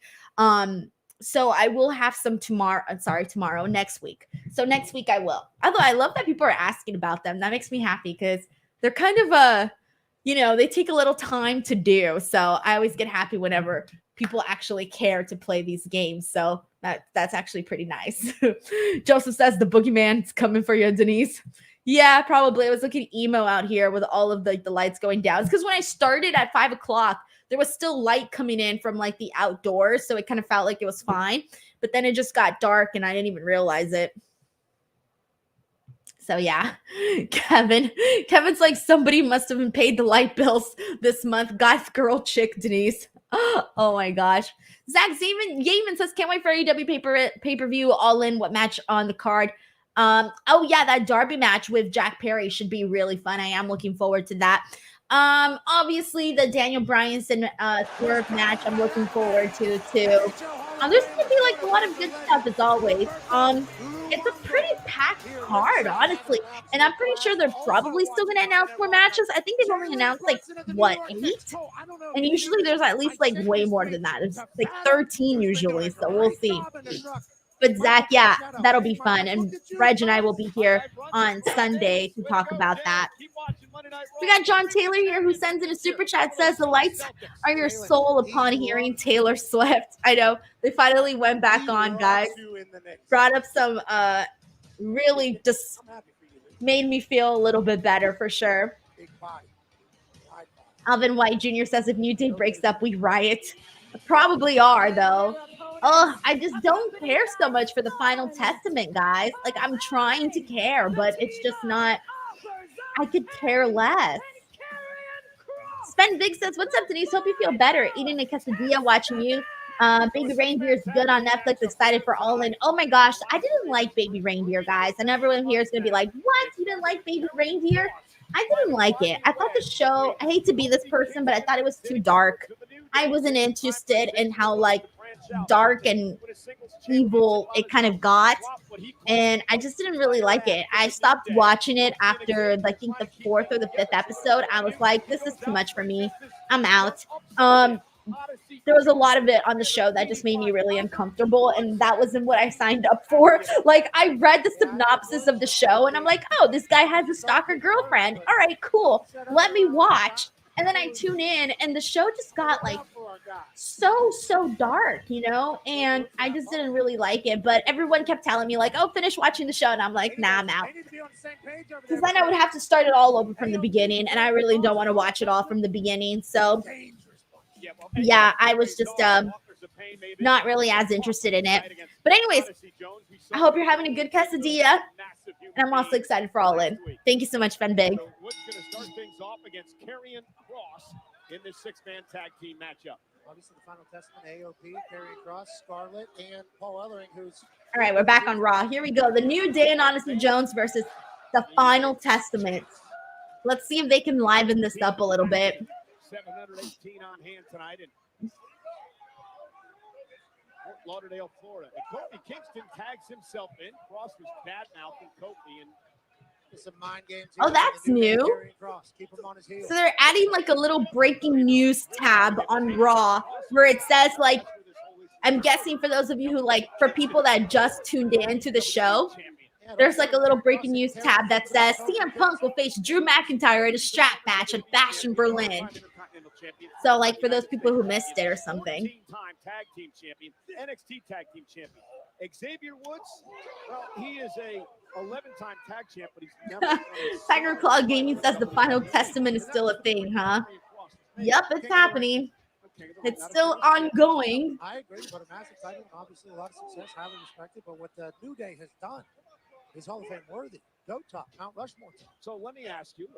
Oh, now that we're talking frankly. By the way, guys, please do not spam the chat. If anybody here is spamming the chat, I will unfortunately have to, you know, just put user in timeout because spamming the chat is not fun. All the loyalty you possibly get, especially when Final Testament wants to. What? Joseph says, oh yeah, you didn't notice, Denise. It's been there since last week and before, I think. What? I literally just noticed that breaking news tab like right now. No way, that was already there? That's wild. That's so wild. We got Sean here who says, going to All In, just booked hotel and train tickets. Nice. All right, that'll be fun. I remember, so when I went last year, it was so cool because basically they have like all of these people just like walking up like Wembley Way. And oh my God, there was so many people. And there was people from like all over the world, all different parts of the world. And God, I remember like just going in there and just seeing like a sea of people. It was very, very cool. And I did like Wembley. And the press area kind of felt like a little tucked away because even though we were like outdoors, like we didn't have like a glass wall in front of us, it was still sort of like tucked away, which was fine though. But the press area was kind of cool too. They had these little TVs, but the TVs were so shitty. Like they didn't even work that well. Like they were little images of the matches, but the matches were all pixelized and the wrestlers were barely moving, or they would move. They would do one move and then skip like 3 moves. And then all of a sudden you see them move again. So it was really bad. Like the TVs did not work, but so I was just watching like normal, but it would have helped to have the TVs work, because that always helps a little bit more because you get like a better view of everything, but it's fine. So yeah, anyways. Alrighty. And in the meantime, and sorry guys, I have to, if anybody is spamming the chat, I do have to, you know, unfortunately, I don't like to get rid of people, but I have to if you're spamming the chat. So please do not spam the chat. I hate getting rid of people. But there you go. All right. So let's see what else we got. We got Jay here who's planning to go to Y'all In next year.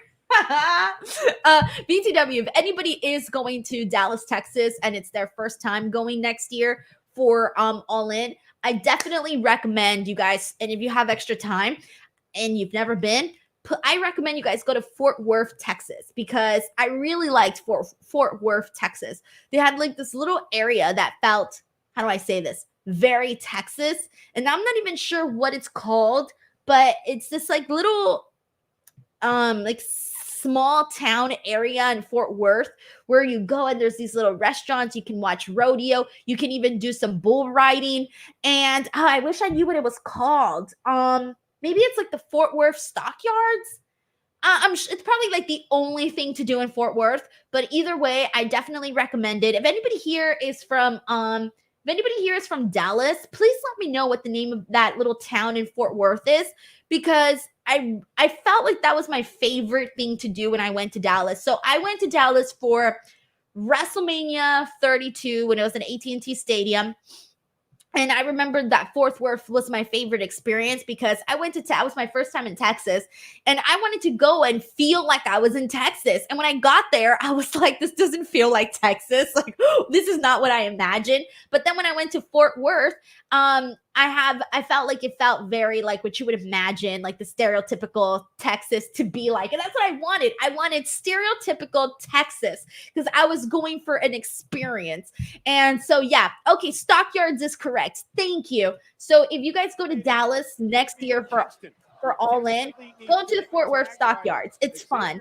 You can spend like a little afternoon there, go eat, and just walk around. I really liked that area. And it kind of, again, gave you the big Texas vibe. And I went back for WrestleMania 38 in Dallas again. I didn't get to go to Fort Worth that time, but I did go back. And I had a good time. I did have a good time, but that was primarily just work, so I didn't really get to do much. I was just working during that trip. Dominic Carranza says, I had to go eat. What did I miss? Absolutely nothing. The only thing I don't know if you missed this or if you saw this, but the only thing was CM Punk making a strap match official for Bash in Berlin and us getting a T-Swift reference. Woohoo! Daniel Molinek says, I'm going to Raw on my sister's birthday on November 11th. Nice. November 11th. Oh, good. You have about 2 months. That'll be fun. Thank you so much, Spend Big. I'm trying not to. I was hoping no one can hear me sniffle, but it's kind of unavoidable. Actually, and I'm not even sick from my nose. That's just allergies. So I get allergies as I'm watching this match.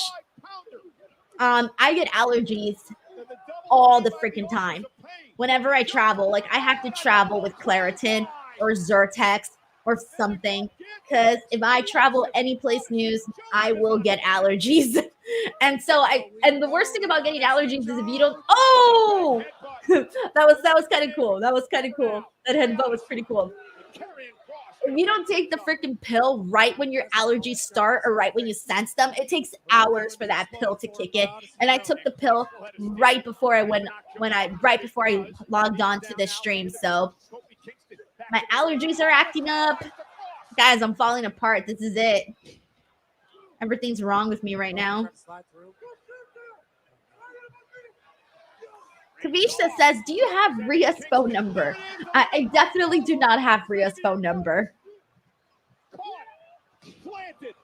Sven Vic says, I'm lucky I hardly ever get sick. Lucky that way. Dude, you must be really healthy. Some people just don't get sick, though. That's it? Wow, that was really fast. Odyssey Jones gets the win, and I can't tell you anything remarkable that the Final Testament did. Sorry. All right, maybe we'll get the turn right now, though. What a win. From Xavier Woods. That might be the only thing that could be the most exciting thing from this segment. Odyssey Jones is funny because he's so happy. He's like, I'm on Raw. I'm with the New Day. I'm having fun. I just want a match. And he doesn't even realize that there's all this tension unfolding between Xavier and Kofi Kingston. All for Odyssey Jones, who's the legal man at the time. He seems so oblivious to it. Grace, it'll make your face shake. 1, 2, 3. New Day and Odyssey undefeated. And hopefully Xavier Woods gets on the same page, because this trio pretty dominant Monday Night Raw. Wow, I can't believe that was it. That was really it, guys. Wow, that was nothing. Holy smokes. I was really expecting something out of that whole thing. Wow. Anyways, let's see what Rhea and Damian are saying, the Terror Twins. But just the same, just to have a chance to get my hands on any one of them cowards, just to see you get your hands on Liv, it'd be worth it. Dominic Carranza says, now let the storyline end. Yeah, honestly. So as long as there's a breath in either one of us, we don't stop until we pass judgment. Maybe they can have the Final Testament feud with I don't even know. You got to really come up with something there to save that thing. Trap or not, Damian Priest ready to go tonight against Dominic Mysterio. Well, ladies and gentlemen, professional wrestling lost a true pioneer this past Friday, a patriarch of the Anoa'i family, the uncle of Roman. Man, I feel really bad for everybody there. They've had a lot of, ladies and gentlemen, you know, heartfelt sympathy. another loss in their family. And so close in time is just, that's hard. The WWE is saddened to learn of the passing of an influential patriarch of the legendary Anoa'i family, Afa Anoa'i. Alongside his brother Sika, Afa would rise to prominence as one half of the iconic tag team, the Wild Samoans. One of the greatest tag teams in WWE history. I love to watch Afa and Sika. The way they connect with an audience, it's just phenomenal. Throughout the 1970s and the 1980s, there was no tag team that held as many tag team championships as the Wild Samoans. Wanting to mentor the next generation of his lineage, Afa guided his son Samu and his nephew Rikishi toward even more tag team gold for the Anoa'i family. They got it! They got it! There's no better advice than the person that's in your corner, and those are family members. Following an illustrious career, Afa and his brother Sika would have their names immortalized as members of the WWE Hall of Fame. Eager to give back to professional wrestling, Afa would open the Wild Samoan Training Center to help prepare future superstars. When I first showed up at Afa's, I think he was really excited to have me walk through the door Mm. to start training. And he actually took the time to get to know me. Along with the center, Afa and his wife Lynn established a foundation that awarded scholarships to disadvantaged youth, changing lives and helping to fulfill countless dreams. Through his numerous contributions in and out of the ring, Afa became a beloved role model for his family and peers. He will always be known as a pillar of the Anoa'i legacy, whose passion and kind nature will live on through WWE forever. I'm going to say what my mother used to tell us. Io tofe alafana. What that means is take care of each other and trust in God. Oh, that's so nice. It's a nice little quote.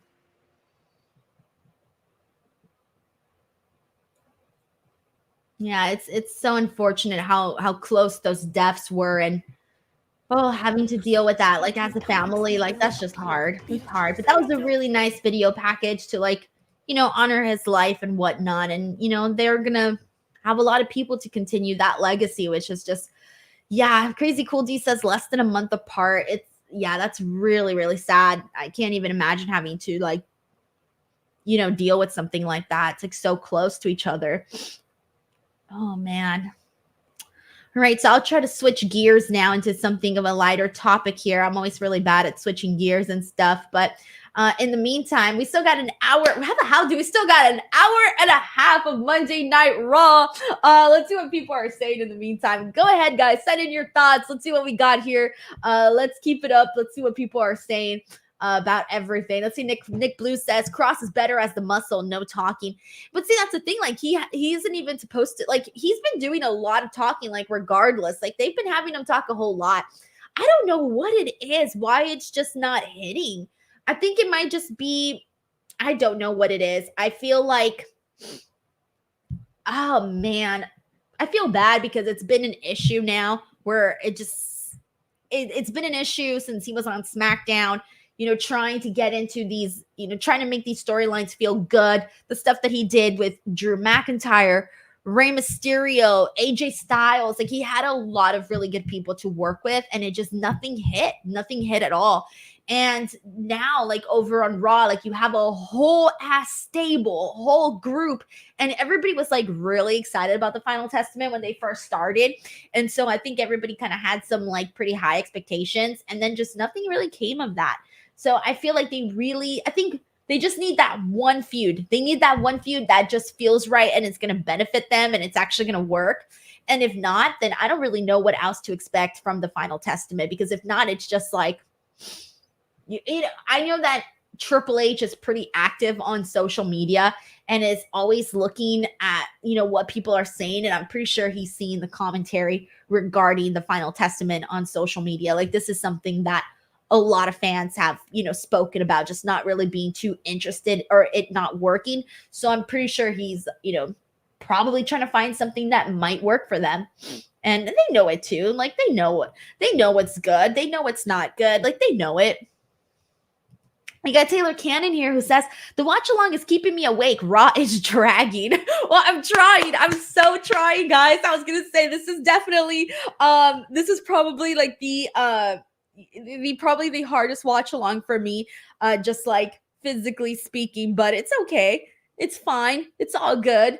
Everything will be okay. It's just, I don't even know what to say. There's just been like a lot going on, but I mean, I'm feeling pretty good though. I think by tomorrow I'll feel good. Like, once I get like a full night's sleep and everything, I think everything will be okay. But Taylor, thank you so much for that super chat. I'm so glad that I'm at least keeping you awake. So that's definitely good. I'm so glad to hear that. All right, let's see what else everybody else is saying here. This is true. This is from Bonkers LFC, who says, plus they keep on losing. Yeah, they do. But then at the same time, right now, I don't want to see them beat anybody. Like, who do I want to see them beat? Like, you're going to have to beat a bunch of jobbers because I don't want to see anybody good lose to the Final Testament. You know what I'm saying? All right, guys, we are back on Monday Night Raw. We'll put the volume up. Showing some celebs in the crowd right now. Robbie Lawler. I wonder if anybody else is there. Oh, no, it's just Robbie. Okay. Here we go. Big Bronson Reed. My fave here on the show. My fave. Time for some meat. Here we go. Let's get these meat emojis going. Jay says, how many tsunamis tonight? I say 5 tsunamis, guys. 5 tsunamis. Dominic Carranza says, and here's the thing, I feel bad for people. I know that they are all trying their hardest. It just doesn't work. That's all. Sometimes it just might be like lack of inspiration. Sometimes you just might not be inspired, right? Because we've seen people with like really terrible gimmicks, right? And they make it work. They make it work. There's people that get short amounts of TV time, but they make it work.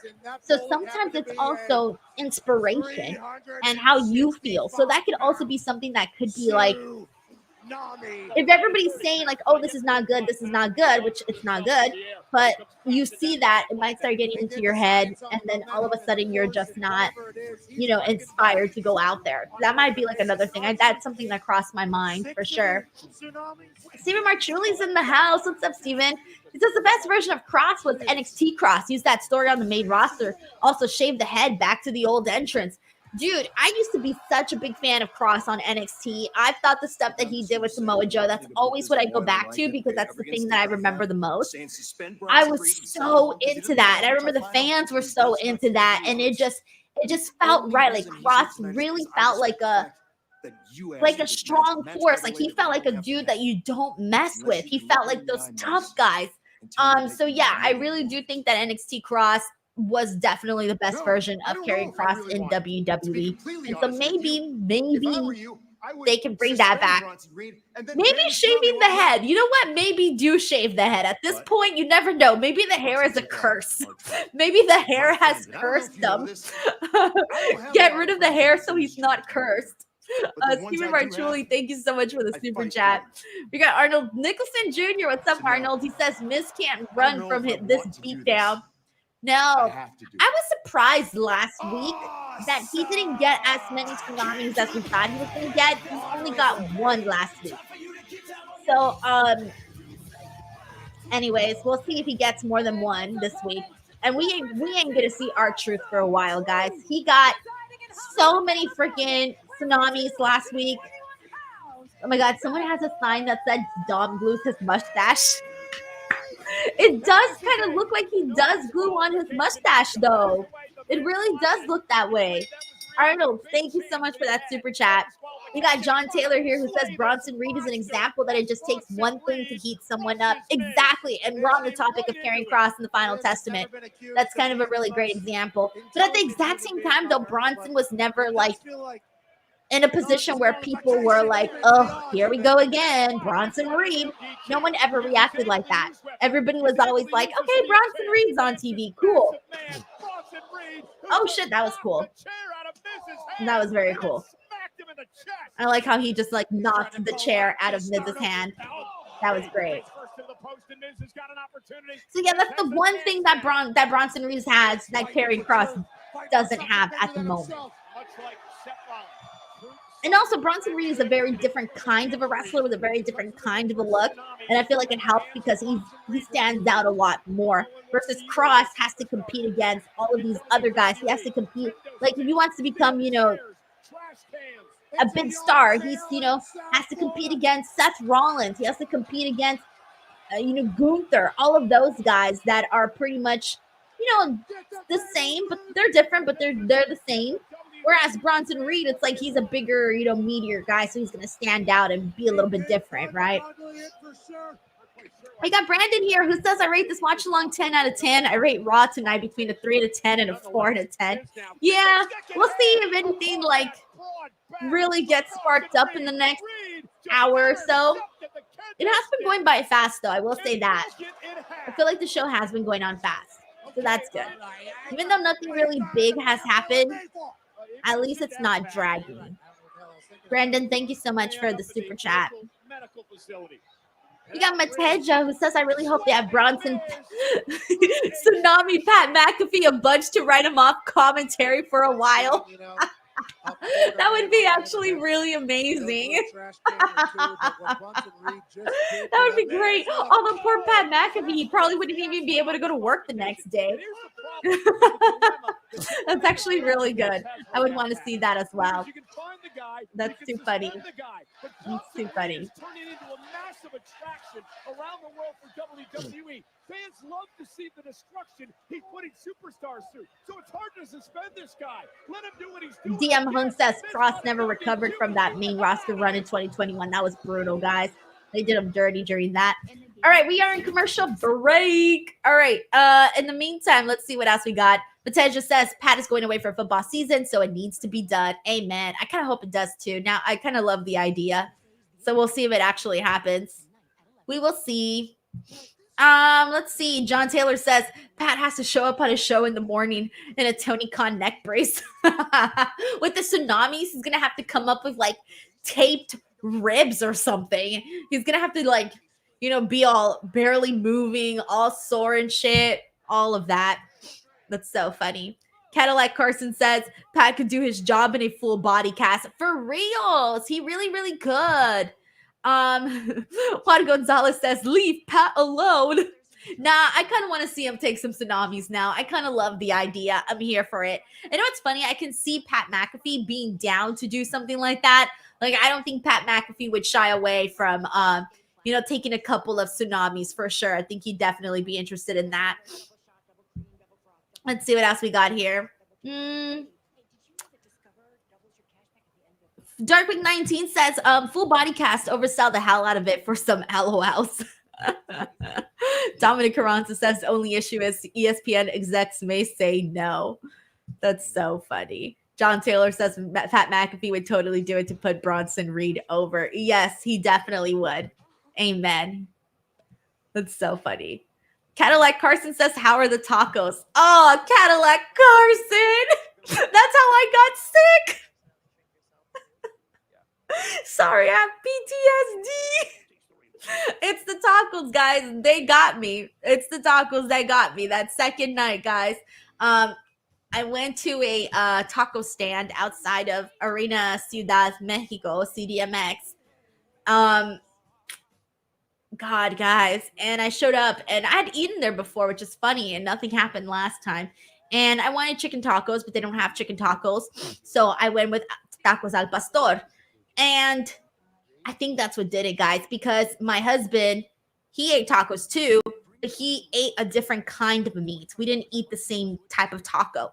and I was the only one who got sick. And when I was on the phone with my grandma, she told me that the tacos al pastor, the way that they make the meat, those ones, like they have the, I guess like the big piece of meat just kind of rotating over the heat. They don't actually like put it on the, I guess they don't actually like put it on the stove or whatever and like heat it up. So I have no idea what happened, but I can I can show you guys exactly what I ate that got me sick. So prepare to be disappointed. These tacos, you see them here? They look amazing, don't they? Look at that. Onion, cebollita, al pastor. Everything looks great. Well, my friends, those are the ones that took me out. Done, finitoed after that. Done.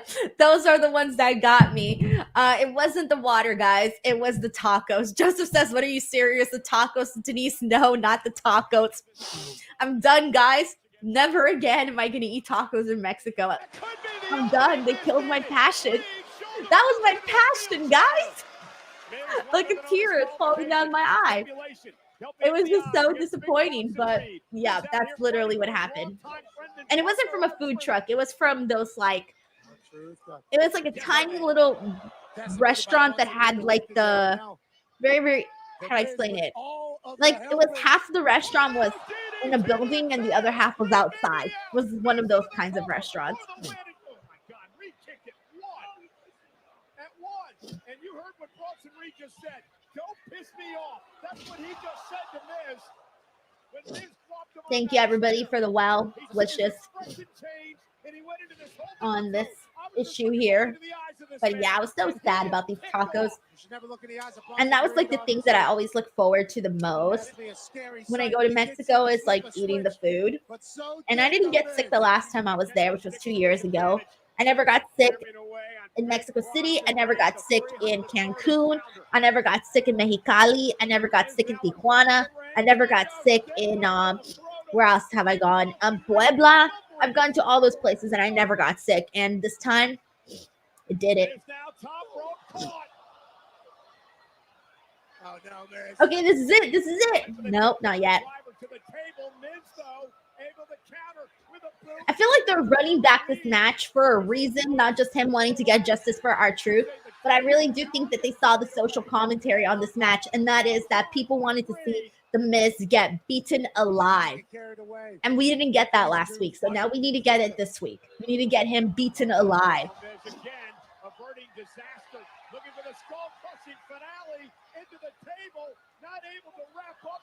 Here we go. Nope. Yep, there he goes. Right into the table. The pure girth of Bronson Reed. Oh, they're about to peel Miz off the mat. Jeez. What is this? Here we go. All right, let's start counting tsunamis. 1. And a 3 count. Okay. He needs to get more than 1 tsunami this time, guys. He got 1 last time. He's got to at least get 2 this time. At least 2 at the very least. Ideally, I'd like to see like 10, but hey. It appears that he wants to go through everybody. The destruction of big Bronson Reed. Yay! He's going for it again. Let's go. No! I mean, I like Braun Strowman, but come on, bro. He kind of ruined the tsunami for The Miz. Although this is going to be fun. Braun Strowman and Bronson Reed. Bronson Reed, Braun Strowman, Braun Breaker. We got too many Brauns.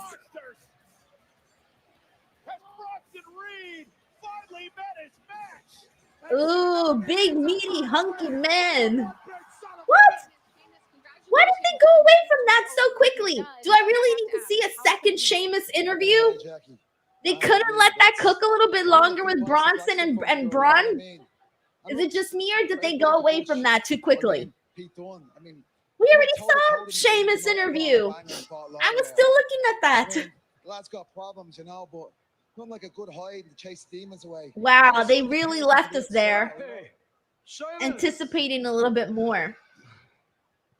So first question, why are we wasting time talking to the opening act here? I mean, you And yes, we were robbed again, guys. I agree. Crazy Cool D. We was robbed again. Who's going to beat Randy Orton in the middle of that ring tonight? The man that is Ludwig Kaiser. That's what you should do. Jackie, could you excuse me once again? Yes. And you, don't you worry. After I'm done with Randy Orton tonight, I will come right back to you so we can settle this once and for all. Yeah. I guess a few broken ribs and a smashed skull wasn't lesson enough for you, was it, Blondie? But look, stats say we're one. Did he just call him Blondie? Anytime you want to finish that trilogy, you know where to find me. Either way, I'm going to be celebrating my win tonight with a pint of the black stuff in the bar around the corner, watching you take an RKO. Hey, good luck in the main event tonight, fella. Kaiser's got Randy Orton in our main event later on tonight. But coming up next, that's Backstabber. All right, we're getting Damian Priest versus Dominic Mysterio next, and looks like we're going to commercial break. And Liv Morgan is supposedly staying away from this match. We'll see if that's true. We got John Taylor here who says more like tacos il pastor. Oh my God. Yeah, that's literally, yeah. Can't even blame you. Yep, that is definitely true. Let's see what else everybody says here. Cadillac Carson says meat. Kevin says he has done 6 tsunamis to Seth Rollins. Exactly. And he's left us wanting more. He did 6 to Seth Rollins. He did like 5 or 6 to R-Truth. Yeah, one each week to The Miz is not going to do it. So the Brendo Boxer says, what about a triple Braun match? Whoever gets to keep the Braun name. Braun Strowman, Bronson Reed, Braun Breaker, all the Brauns, they're messing me up, man. They really are messing me up. Juan Gonzalez says they should start a faction, the Braun Club. The Braun Club. Oh my God. Up North says no slapping meat. I know, right? We were all really excited about that. Crazy Cool D says one tsunamis, we was robbed. The Brenda Boxer says Battle of Bronson. Oh, this is gonna really mess me up, guys. Joseph says let's boo this, Denise. Yeah, I really feel that. Like, I'm just gonna boo the hell out of that because I wanted to really, for one, I wanted to see him murder the Miz because that's what we were waiting for. We were waiting for it last week, thought we were gonna get it this week. It didn't happen again.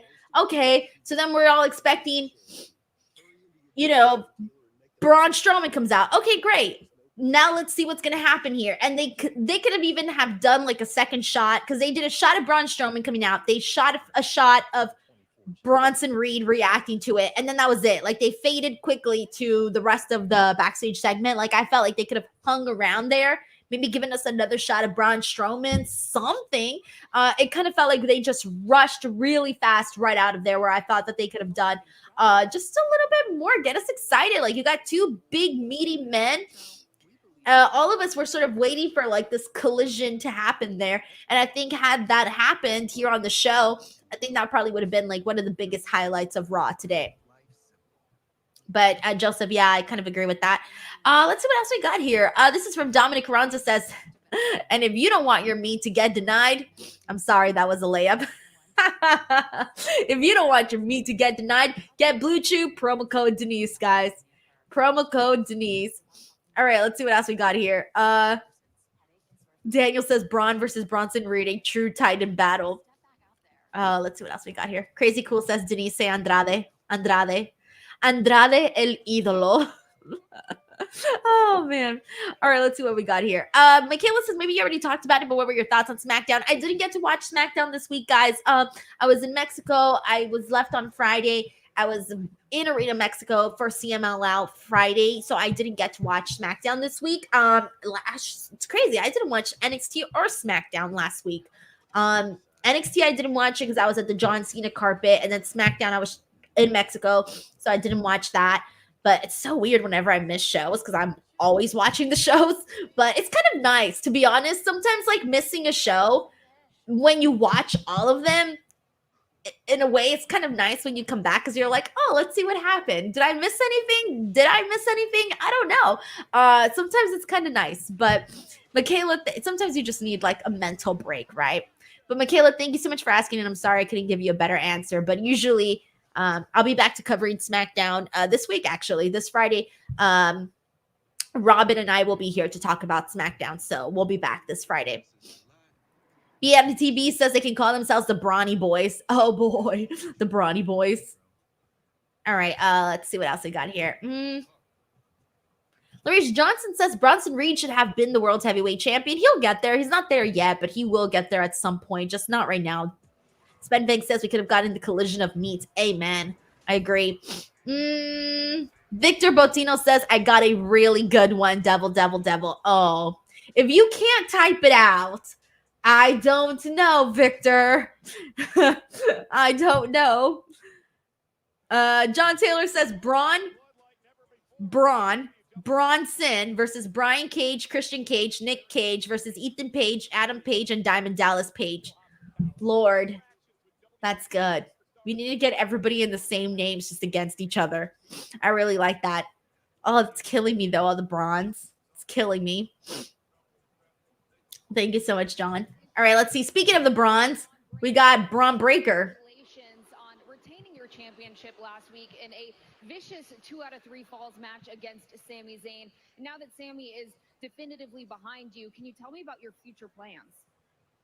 It's a good thing that I went to a highly educated university, Kathy, because apparently I've heard today that there's going to be a tournament starting next week to determine the next challenger for this Intercontinental Championship, which is just funny. I didn't know there was going to be a tournament. Adam Pearce can't stand the fact that I'm progressing through the entire roster at such a fast rate that he wants, first thing he does, he wants to slow me down by starting a tournament. He's still feuding with Adam Pearce. He's been feuding with Adam Pearce since he got to the Raw roster.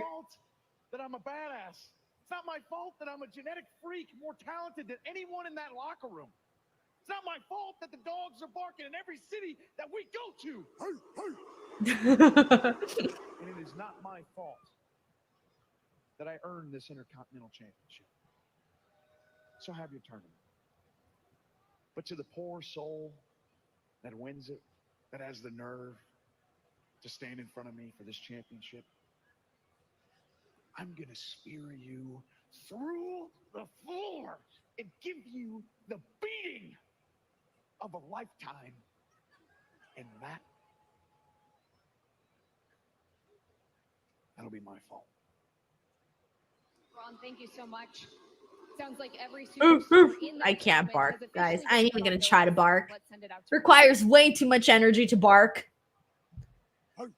John Taylor says, so we had Bronson, then Braun, now Braun. Yeah, we did.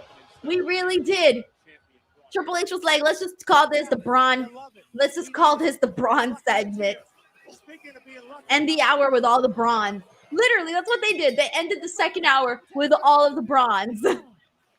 That's so funny. Representing the Judgment Day, Dirty Dominic.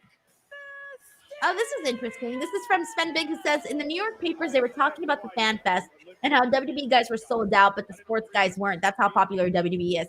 Well, I have no idea how. I haven't read any of that just yet, but I think sometimes like people don't realize like how popular, you know, or not even just how popular, but how passionate I think the fans are about pro wrestling. Like that's the thing. Like wrestling fans are very, very devoted to pro wrestling and what they watch, and they're big fans of what they see.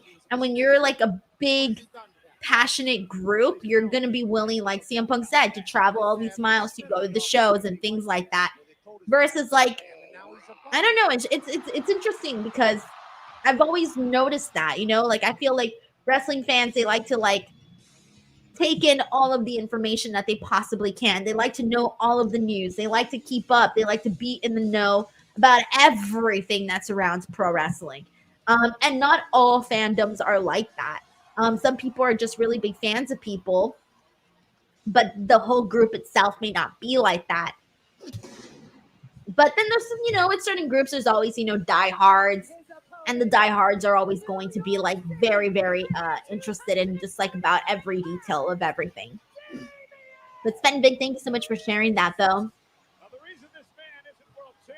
Kind of like Carson says, House of Bronze.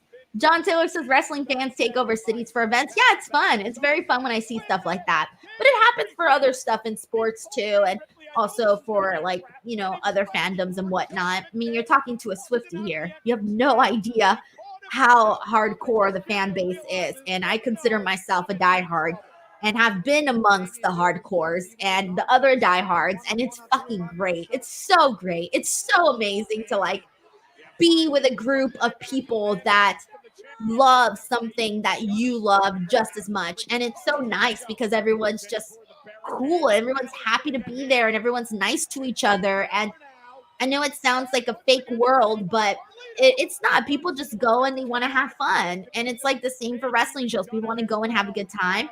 Same thing for concerts. People want to go and have a good time. Of course, there's going to be like troublesome fan bases. I'm sure some people have troublesome fan bases. That's going to happen a whole lot, especially like, you know, when people argue about things, but at least not for the Swifties. All right. Oh, here we go. Rhea and Dom. Oh, he's sandwiched in between the Terror Twins.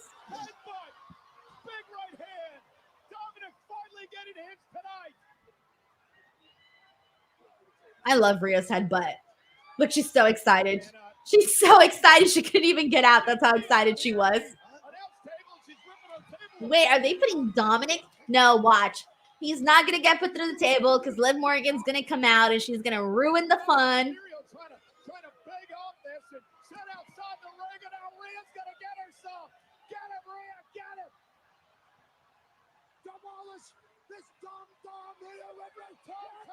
See, I told you. They teased us. It was not going to happen. Everyone knew Liv Morgan was going to come out and save her Dominic Mysterio. Oh, this is the first time that Liv's actually gotten a little bit of an upper hand on Rhea in some of these fights. It's usually been Rhea beating up on Liv, but this time they're just outnumbered here. And also it helped that Liv came with the chair, so. I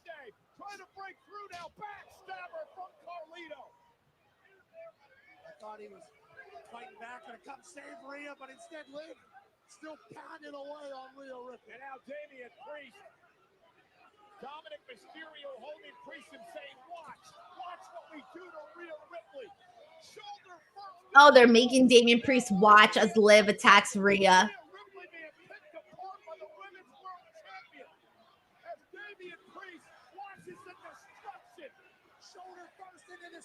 Wait, what are the fans chanting? We want what? Ooh.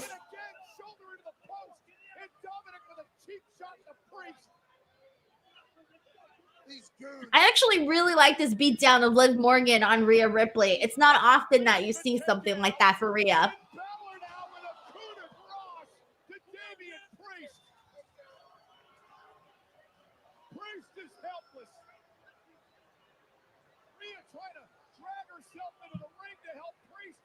Oblivion from Liv Morgan.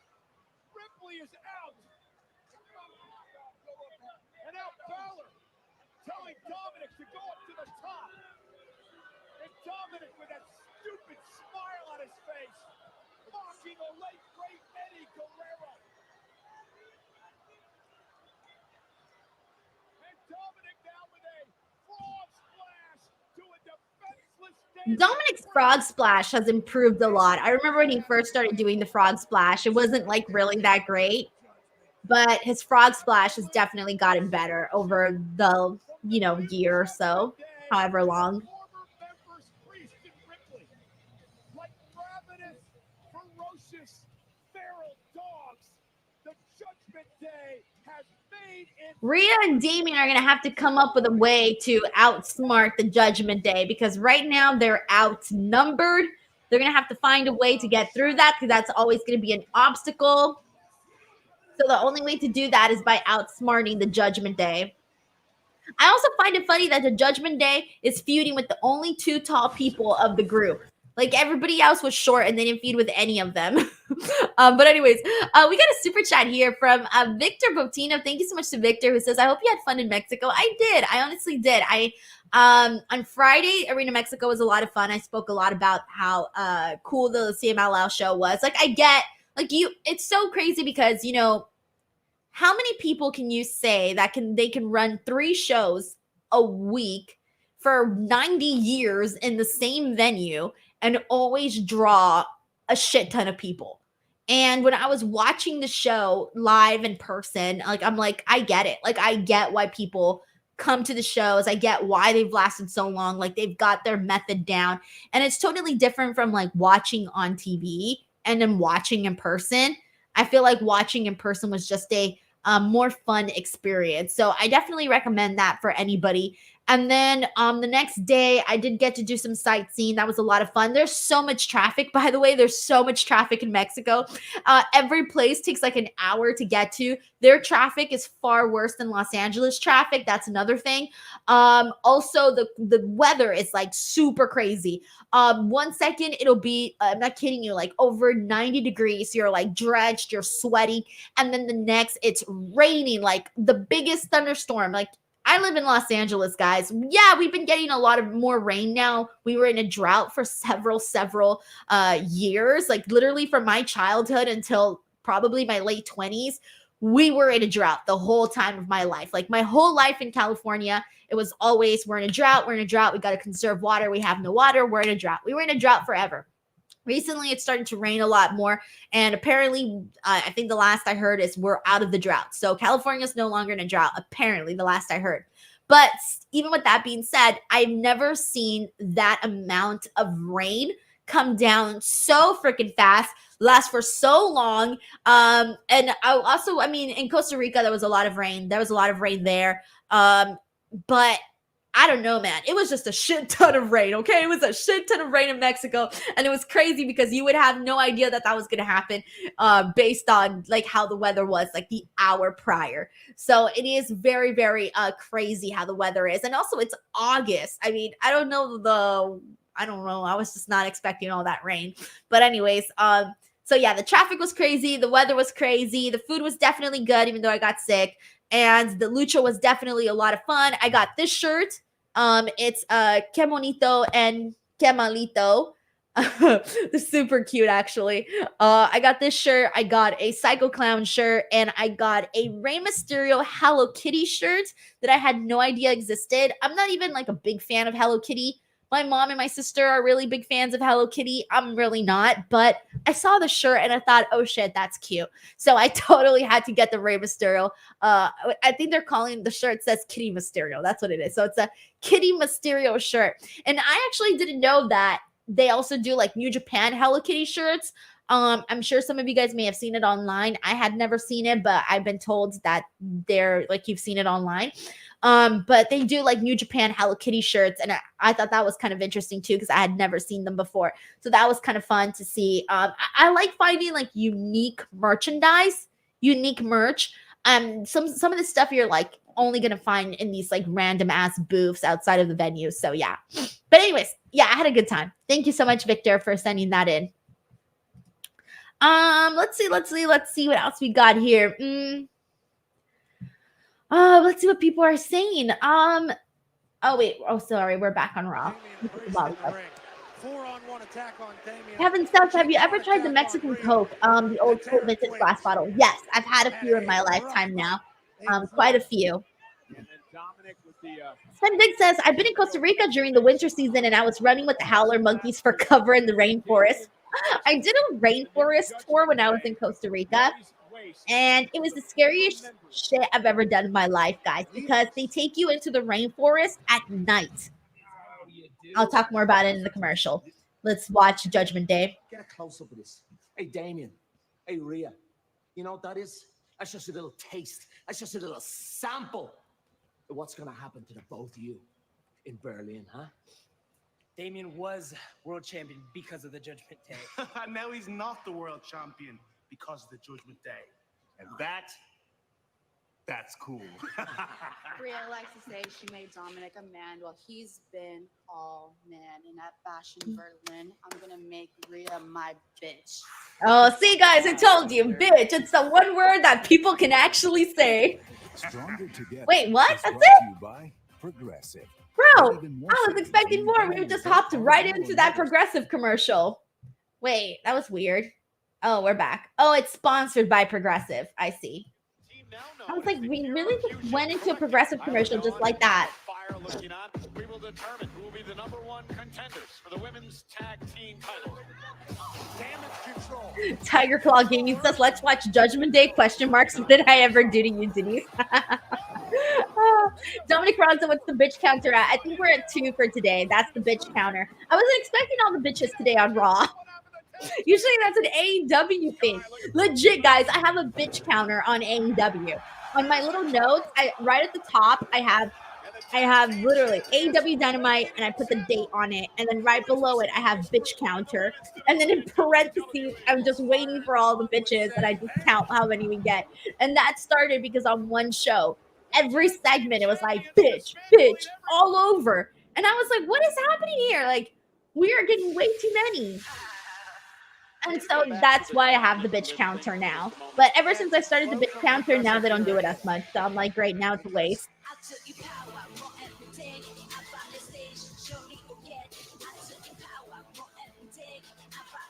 While damage control comes out, I'll finish talking about my rainforest story in Costa Rica. So you can do this if you ever go to Costa Rica. You can do like a little rainforest tour, and a guide takes you, and you have to wear like, I would recommend it probably like a little rain jacket, and they give you a flashlight. But you're literally in a group in a rainforest in the dark with a flashlight, and the tour guide is, showing you the animals and stuff. And I'm not talking like cutesy little animals. No, I'm talking like the terrifying animals. Snakes, tarantulas, really ugly bugs. I don't know why on earth I thought that I could do that, because it was horrifying. It was so scary. It was the scariest thing I've ever done in my life. We had a moment where I literally could not, Sonia Deville is coming out. I literally could not move. So as part of the tour, we kind of had to like jump over a tarantula hole. Now, I don't know how many of you guys have ever seen a tarantula hole, but basically it's a hole with a bunch of tarantulas, all right? I'm talking big, giant tarantulas. And they're just in there. Like, that's where they live. It's their hole. It's their home. And my biggest fear in the world is spiders. I cannot do spiders at all. I don't like spiders. I don't like them. And the tour guide was like, okay, everybody has to hop over the tarantula hole. And that is where I could not do it. I wanted to die on the spot, and I was so scared. I didn't move. I couldn't say anything. And next thing I know, the tour guide is literally picking my body up and carrying me over the tarantula hole. I think he was like telling me what to do, and I was in such a state of fear that I wasn't listening to him. So I wasn't listening and I wasn't moving. So I wasn't processing any information. So I think the tour guide was just like, oh, this girl's fucking scared. So he just lifts me up and he like takes me, and I was just like, for like a split 2 minutes, I was not focusing at all because I was so terrified of that tarantula hole. So yeah, it was very scary. I would never do it again. But if you're the adventurous type, and if you're into that type of stuff, I highly recommend it. If you're into all that spooky, creepy crawler stuff, if it doesn't bother you, if you once in a lifetime thing, do it. But don't do it if you're afraid of animals like me. Do not do it if you're afraid of snakes, spiders, bugs. Ugh, it's awful. It's very, very awful. Still intact, however. That's the thing about the women's tag titles. They are to be defended everywhere. Dan76, do you also hate snakes? See, I'm scared of snakes, but if it's like a non-venomous snake, you know, the ones that you can actually carry, I'm not so scared where I won't carry a snake. Like, I've done that before. But if it's venomous snakes, the ones that can kill you, then yeah, I'm scared. But I'm more so afraid of spiders, guys. Especially tarantulas. They're my biggest fear. The WWE Women's Tag Team Championship. All right, here we go. Women's tag team titles, triple threat match. Do we think that Sonya and Zoey win tonight? Because I was still under the impression that Bianca and Jade were going to win the titles from I was still under the impression that they were going to win the titles from freaking Isla and Alba. So I don't know if that's still going to happen or if we're just going to see new tag team champions today. But something's telling me we're going to see new champions today. I just get the feeling like they're making a big deal of this match. It's a triple threat.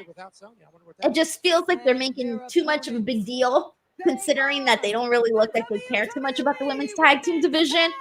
So it makes me feel like we are seeing new champions. But who knows? We haven't really seen titles change hands that often anymore on like Raws or SmackDowns. I feel like that's more of a pay-per-view thing. But we'll see. Why you want to, but nonetheless, first team gain pinfall or submission will become the tag team champions here tonight. No champions advantage in this matchup for the current champs, Fyre and Dunne. Yeah, obviously a very vulnerable position for the champions to be in. Also, remember, no disqualification in this matchup. Dan Jansen doesn't believe there's going to be new champions. Neither does Arnold Nicholson Jr. I don't know, guys. We'll see. We'll see if I'm wrong or right here. Trying to keep some semblance of order. Fyre and Dunne sent over to the commentary deck. And now we're underway. Crazy Cool D says new champs. I saw a boo-boo face. I didn't notice a boo-boo face on them. Tremendous history here. These women battle. But yeah, for those of you who don't know, that's usually how sometimes you can tell when someone's either losing a match or losing a title. If like they come out and they have the quote-unquote boo-boo face, that probably means they're losing. So you have to like obviously hide your boo-boo face. You don't want to show. Oh no. Oh, okay. That was interesting. At first I thought, oh no, it was a botch, but then it wasn't a botch. Oh, snap. They're on fire, Kyrie and Io. Are they going to win the tag titles? I know they're flying around in Florida. I can feel it. We're going to commercial break. Yep, we're going to commercial break. Welcome to the island. God. This is becoming today's show, since I don't have any games today. This is becoming Denise's travel channel show. Denise's travel and wrestling channel. Laura says, Denise, will your games come back next week? Yes, they will. I'm so sorry that I didn't have any for you guys today. It was a tight schedule, guys, but I will have them back next week. I promise. The games will be back next week. They will be back. All right, let's see what else we got here. We got DJ Mad Dog 316 who says Bronson should have tsunami'd Pat McAfee multiple times. I know, that's what everybody was waiting for. Tiger Claw Gaming said Cody had the opposite of the boo-boo face at Mania this year. Well, can you imagine going into WrestleMania knowing you're going to win? I would come out with like the biggest, cheesiest smile on planet Earth. Like even if I was a heel, it would be so hard to not come out with the biggest, happiest face on earth. Literally. Let's see. What else do we got here? Oh, John Taylor says Ringside Collectibles tweeted a picture of Taylor Swift holding a CM Punk action figure. Oh yeah, I've seen that. Let's see what else we got. All right. Sven Big says he's Isla Dunne. OMG, that's my Scottish girl. She's a very gorgeous gal. And they're very nice too, both Alba and Isla. They're very, very nice girls. Very humble, and you can tell they're very happy to be there. You can tell they're willing to do the work. It's just a matter of, giving them the opportunity, which, they made them champions, great, but the whole issue has been them really not being on TV. That has sort of been they've been doing it a lot more because obviously, I'm sure they saw people online talking about how the tag team champions were never on TV. And now, they're giving them more of a chance, which has been good. Because I think it would have been messed up to just have them never on TV as champions. And then the one time they're on TV just to drop the titles. Like that would have been so messed up for them to do. But at least now they're putting in a little bit more, just a little bit more for them. So that's good. Let's see what else we got here. Tiger Claw Gaming says I wouldn't smile until my WrestleMania check cleared. It's like, you know what they say when you do like a hair versus hair match and you're the one who's losing your hair? They always say like, oh, make sure you get your money up front before you actually shave your hair off. I'm trying to remember who I heard that from. I'm trying to remember who I heard that from. I heard that from somebody. I can't remember who, but they literally said, if you're going to do a hair versus hair match, you best get your money up front before you shave your damn hair. And I thought, yeah, that's probably a smart thing to do, because imagine you shave your hair off and then you don't get paid. That would be terrible. That would be absolutely terrible. All right, let's see what else we got here. Oh, we are back on Raw. Cool. Let's do this. Defending against Baszler and Stark of Pure Fusion Collective, and also new tag team champions, yes or no? Comment in the comment section. New tag team champions, yes or no? Tonight. I'm on the yes side. Sonya's but been we'll doing see. that all commercial break. This Pure Fusion Collective. They don't need to do this. Also, Joseph asked me what I had for snack today. Dude, I barely had the chance to eat today, and I had chicken nuggets. I had chicken nuggets and fries, and I really haven't had anything else because I just can't have too much. And I was really craving chicken nuggets too, so I don't know why. That was just like the thing I wanted the most today. Okay, so everybody here on these predictions, we're getting no, yes, no, no, no, no, no, no. Wow, we only had one yes. One yes. What? How can I be the only person feeling it? Wow. I'm in the minority for this one. Yep, chicken nuggets like Dom, guys. I got them chicken nuggets like Dom, except they weren't given to me by Liv Morgan. Are you kidding me? Dude, Kairi Sane and Io Sky are on fire today. Are they winning tonight? They seem to have an extra pep in their step. They're on fire. All the stuff on the outside right now with Io. Sky wants the titles and she could get them tonight. Either that or she's trying to be like, hey, make sure you guys keep me on TV. Look how good I am. Fyre though lands on her feet. Io toward the corner. Big kick by Fyre. And the relentless Alba Fyre, who loves to fly. Daredevil-like ability. Stopped by Kairi Sane. Io Sky looking to take advantage. Non-stop action here. Triple threat rules for the women's tag titles. Tag, Kairi Sane's legal. Double team coming from Damage Control. Sascrider 2 says on fire, literally. Superplex. Also, for a second there, I felt for that. Damage Control has been in control. Yeah, but the referee has Also, thank you so much to Cody Santello for the nice comment. Hope you have a good day at work. Sonya Deville eats a boot. And yes, I agree with this with Tiger Claw Gaming. He says Io is amazing in general. Who's going to be the last one standing? Kairi Sane walking the plank. Sonya Deville knocked off the apron. Shayna Baszler now. Oh my gosh, Shayna Baszler's so much bigger than Kairi Sane. Like, you don't realize it until you see them next to each other, just how much bigger she is than her. Because Kairi Sane is very tiny. Io Sky into things. Zoey Stark takes her out, running. But yeah, I feel like Io and Kairi have sort of been the stars of this match. Kairi Sane now. Shayna hurt her knee. Top rope, cross body. Both members of Pure Fusion Collective taken out by Sane. Tremendous action here for the women's tag titles. Baszler, though, with the right. And these two who have such an incredible history together, renewing it here tonight on Monday Night Raw.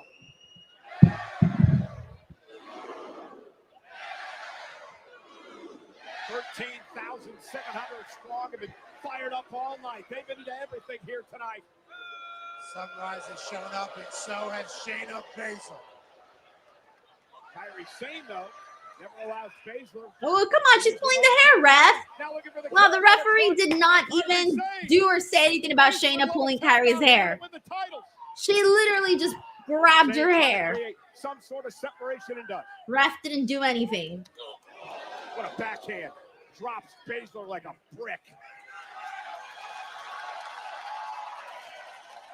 And now Kairi gonna head up top. Could be time for the insane elbow to win the tag team titles. Dominic Bronson says, no, I actually agree, Denise. They are thinking about pushing Sane and Io and maybe getting something when Asuka comes back. Who knows? Dawn is legal. And now Alba Fyre's legal. Backstabber now to Baszler. Fyre from the top. Ooh, nice. Oh, they're going to do a steal the victory type thing. They retain. But this was kind of a thing where it's like Io and Kairi had pretty much done all the work. But then the champs came in and kind of stole the victory sort of deal. Okay, so then maybe they're still going to drop the titles to Bianca and Jade because that was my original theory, that they were going to get the belts back on Bianca and Jade. No new champions. Everybody was right. Wow. Fire and Dawn are Which I like Alba and Isla, but yeah, I was expecting something to happen. That was not a bad match, though. I gotta be honest. That was probably the best match of tonight. Well, let me think. What else was? They had some other good stuff on the show, but that was really good, though. Primarily, again, because of Kairi and Io. They just went out there and they worked really hard. WWE's Apex Predator, Randy Orton versus Big Kaiser. Our main event is live next. All right, main event time is coming up. All right, in the meantime, let's see what else we got here. Let's see.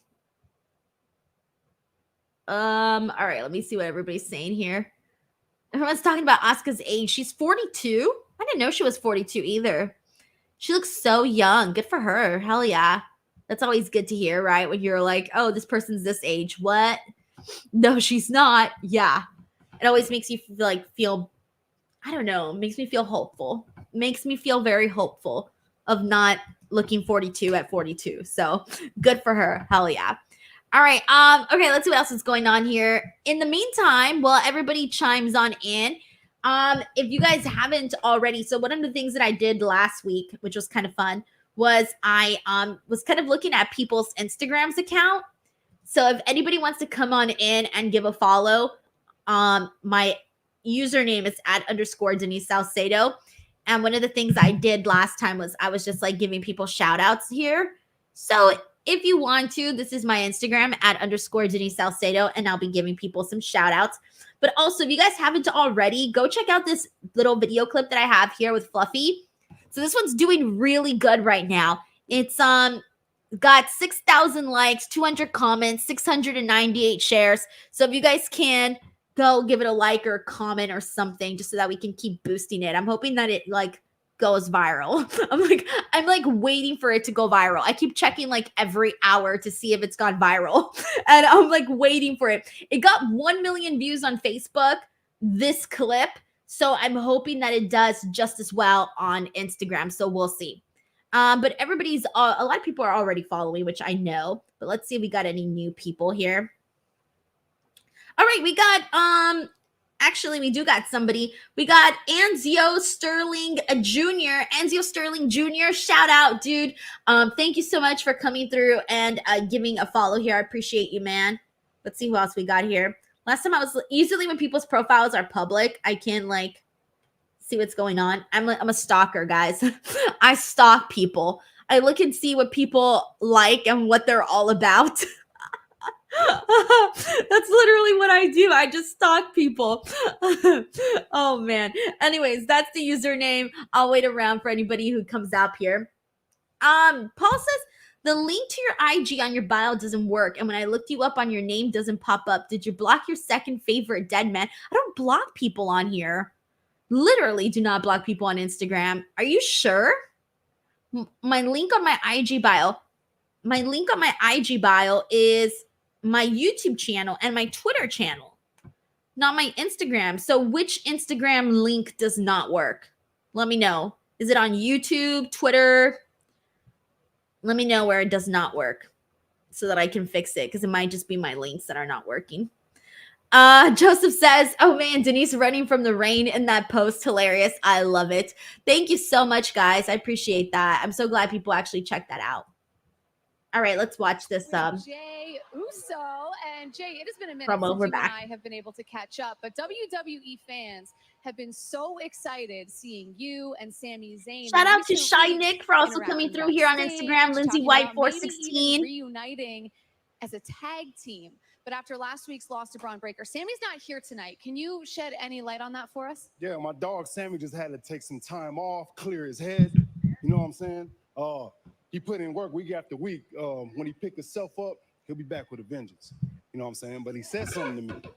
He said, if he can't be champion, that don't mean I can't be.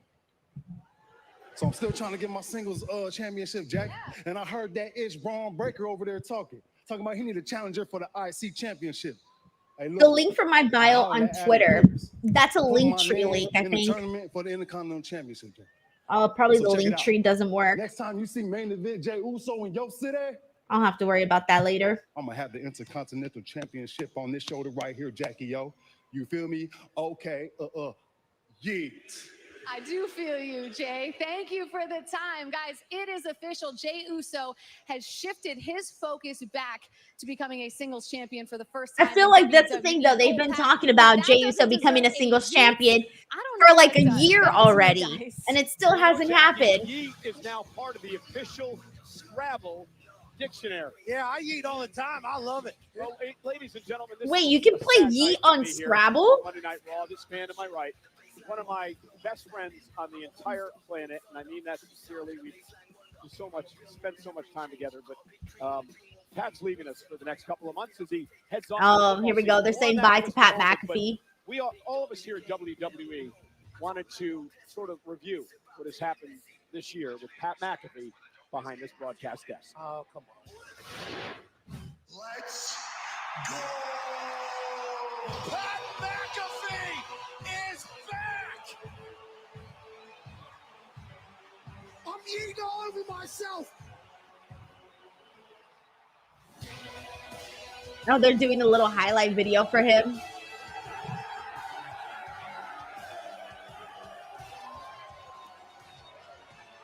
But the reason why tonight is such a special night is because it is actually Michael Cole's birthday today. Dirty Dom is a dude wipe after you wipe. Fella! Santa! Gotcha, fella! This is just going to make Ah, they're showing his reaction too. That's nice. You better sit down, Pat. You're in the Rumble match. Go! Come on, Pat! Go get him! Oh, I forgot he was in the Rumble. Because I remember like nothing happened. McAfee, Oh yeah, that's right. He eliminated himself. 38 seconds. Yes! Good job, Pat. We have our final.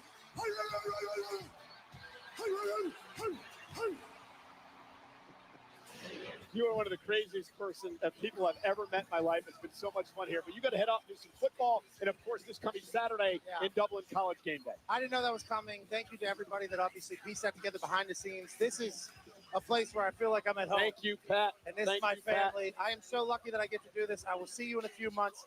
And College Game Day is going to be phenomenal. But what I mean, I think it's kind of cool that Pat when I'm with McAfee this can like family, come and something I've go been and yearning do for my like entire life. a bunch of It's a different dream stuff, right? come true. To do his It's all college because of football you at the stuff, end of the day. do the So Raw thank you to thing, and of course he has everybody, the Pat I've been McAfee emotional show. all day. So, again, this coming Saturday, ESPN College think that's Game cool. Day, live from Dublin, Ireland. Pat McAfee will be a part of the crew, as he always is. Sheamus will be the guest picker live from Dublin, Ireland, as the college football season kicks off with week 0.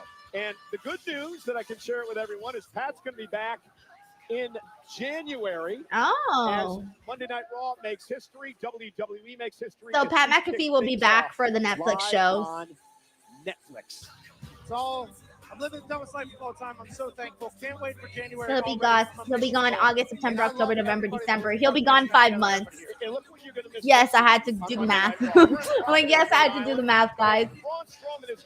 Oh, nice. We're getting Braun Strowman and Bronson Reed next week. I feel like they have to change that picture of Braun Strowman. I feel like we're seeing too much of his mouth.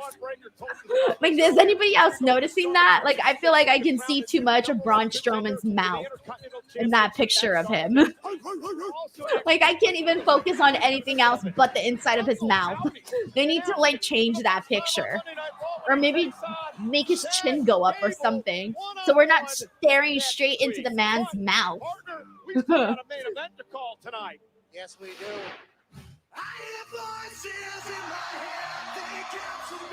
Ben Biggs has lots of mouth. I'm serious. Go back and look at that, guys. Like, I don't need to be looking into somebody's mouth like that. All right, we're getting this main event. Randy. Yep, Joseph Bones says Denise Uncle Howdy is actually wrestling next week. Finally. Or has he already wrestled? Hasn't he already wrestled? I think he has, hasn't he? Cadillac Carson says maybe he has a dental appointment coming up and he's getting ready. I could never be a dentist, guys. Honestly, I love dentists so much because they do the job that I could never do. I can't imagine being looking in everybody's mouth like all the time. I would like literally hate my job.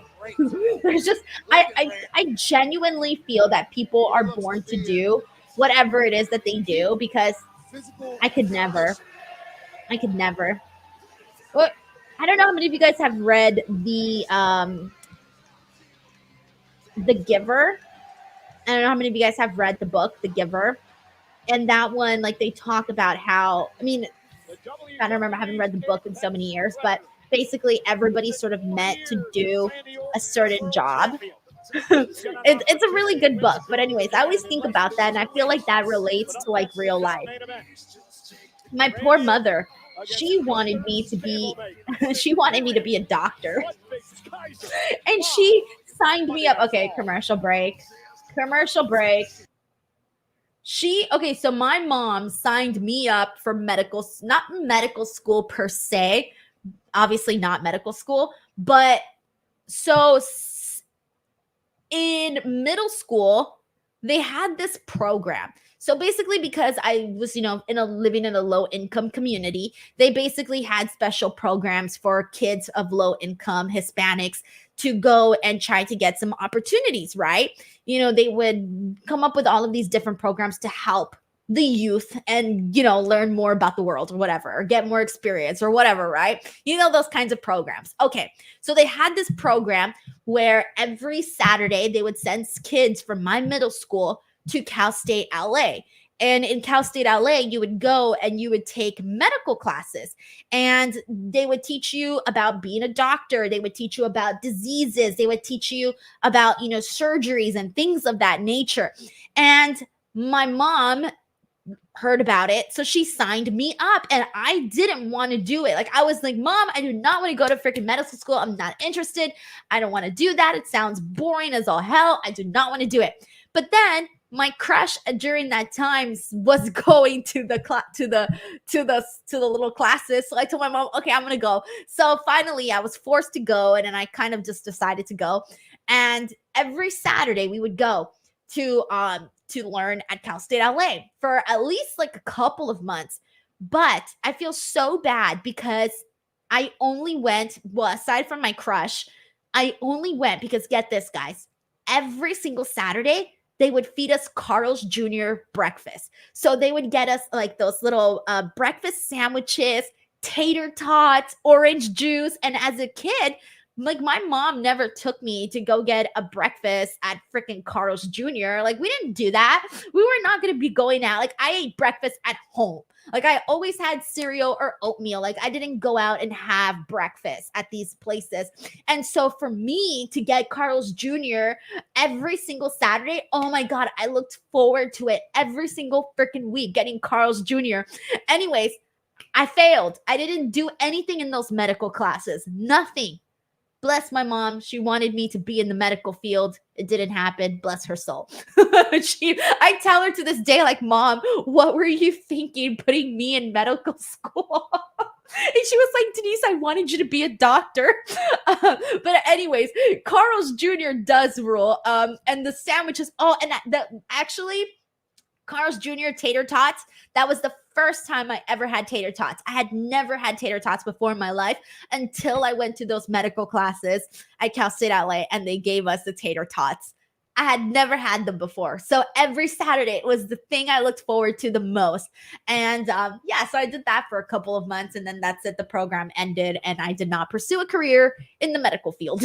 I just didn't have it in me, guys. I did not have it in me at all. Arnold Nicholson says Carl Jr. is overrated. I don't really go to Carl's Jr. I do like their breakfast though, but the food itself, I don't really care for it. I mean, sometimes it kind of feels like Carl's Jr., McDonald's, and all those places sort of feel the same.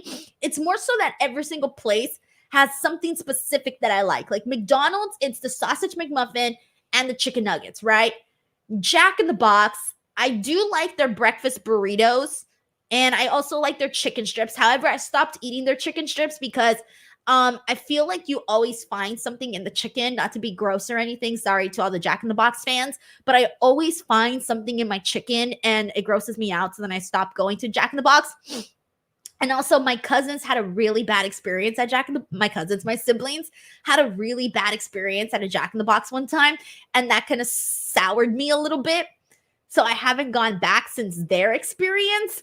And so, Taco Bell, obviously, the chicken chalupas is what I like. I like the quesadillas as well. And here we go, guys. Raw's back. Randy Orton on Tuesday, October and then, anticipated broadcast television debut. I do go to Chick-fil-A too. I like the chicken sandwiches. On sale now. What else? Chick-fil-A is very popular over here. There's one in like every freaking corner. It's like hard to avoid. In-N-Out, of course. But what else do I go to here? I'm trying to think. There's a bunch. Could be a hostile crowd for Randy Orton in Berlin. All right, here we go. A week from Saturday. Starts at 1 Eastern, 10 on the West Coast from Peacock. You know what I don't like? I don't like Del Taco. That's the one place I don't like. I was very surprised that apparently it's really popular. I feel like their food is always cold. Like they never warm everything up properly and everything tastes like cafeteria food. So I'm not a Del Taco fan. Yeah, I agree with up north here. So Del Taco is bad. I agree. I hate Taco Bell. When Ludwig Kaiser enters the ring to take on Randy Orton, you know his marching orders are. Burger King. I do think Burger King. I like their French toast sticks. I like their breakfast. I don't really eat at Burger King. Oh, you know what? No, wait, that's actually, no, it's Carl's Jr. who has the really good spicy chicken sandwich. Carl's Jr. has a good spicy chicken sandwich. Burger King, primarily, I just tried their breakfast. I don't think I've had much of their food. I don't like their chicken strips. Their chicken strips are like strings. I don't like those. Those are weird. I don't like Wendy's. I never go to Wendy's. I don't like Arby's. I don't know why I brought up Arby's. So I'm bringing it up. I don't like Arby's either. He's a brawler. Yeah, he is. As physical as they come. I'm trying to think of some other ones. But here we go. Ludwig Kaiser versus Randy Orton is about to start. Drew McIntyre, that European Stas Fryer says last time I ate at Burger King, I got sick. Oh, you know where I got sick besides Mexico? Benihana's. I don't know how many of you guys have a Benihana. I will never in my life, ever go to Benihana ever again in my entire life. That place, I got so sick there too. Never again. One of the all-time greats, a 14-time world champion. He is tied with Triple H for second all-time. Kind of like Carson says, Arby's catching strays. Joseph says Whataburger is best for burgers. I do like Whataburger. So they don't have Whataburgers here, but when I've gone to other places that have Whataburger, I go to get Whataburger. I do like it. Randy I Orton think was it's trying good. to figure out what they were saying. I like Let's their go, little Randy, cheesy. then Kaiser I don't even know what they are, but they're good. The little cheesy tacos. And a Those side are good. headlock by Orton. I like And that. our I like their matchup chicken is strips. underway. Our main event tonight. I think it's their cheesy taquito. And Orton's going to use this to send a message to the ring general, the world champion, Gunther. Could you imagine saying, Yo, Don says, don't go to the Chipotle's off Lakewood and Market by the Lakewood Mall. We get you sick. Oh, no. Bigger than ever. I haven't gone to Lakewood Mall in a Randy while. Orton won his first world championship But 20 years ago. you know where when I do go to Lakewood, it's usually because I probably go to that Mimi's. There's a Mimi's there by Lakewood. I used to go to that Mimi's a lot. I like Mimi's. It's one of my favorite breakfast places. They have a really good egg white omelet with feta cheese. Gunther defeated Randy Orton in a controversial finish because Orton's shoulders were clearly not on the mat. Referee made a mistake. Orton accepted the Up North decision, says but Whataburger's now in it's an Vegas is pretty good. opportunity I for didn't even know they them had a in Whataburger in Vegas. Although I'm not surprised, though. I'm not surprised. Cadillac Carson says Panera Bread doesn't do it for me. Panera Bread, I love their bread bowls. Their bread bowls, heaven sent. Their sandwiches and everything else feels like cafeteria food. Their bread bowls, to me, are the only thing worth trying there. one-on-one tonight. Big things are coming I also heard that they had that one drink that was like killing people, like maybe like a year ago or a couple months ago. It was on the news. I don't know if it was like, I don't know what. I don't know how many of you guys saw that, but there was like a drink that I guess had like so much sugar, or I don't know what it had in it, that it was like killing people. All I remember is that I texted everybody and I was like, do not drink this at freaking Panera Bread. What a throw by Randy Orton. Joseph says, how do you like Subway versus Jersey Mike's? Definitely good. I love Jersey Mike's. Love Jersey Mike's. I go to Jersey Mike's like at least 3 times a month. I love Jersey Mike's. It's so good. The sandwiches are always so fresh. I used to love Subway. I don't love Subway anymore. I think Subway's gotten very, I don't know. I just don't like Subway anymore.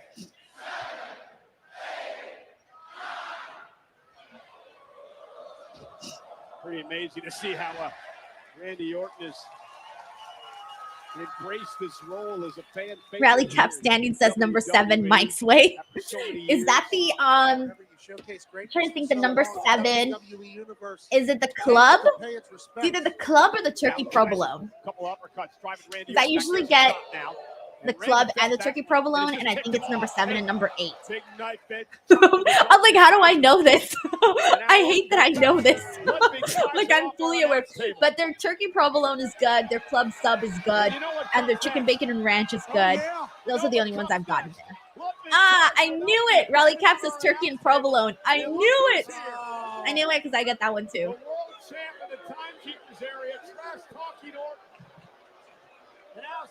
All right. So Gunther's out there now.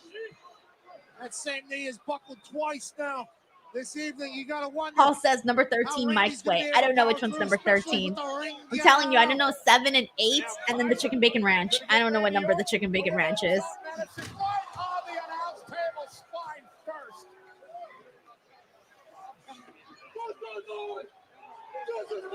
thanks to this action by the world champ, Ludwig Kaiser's taking control.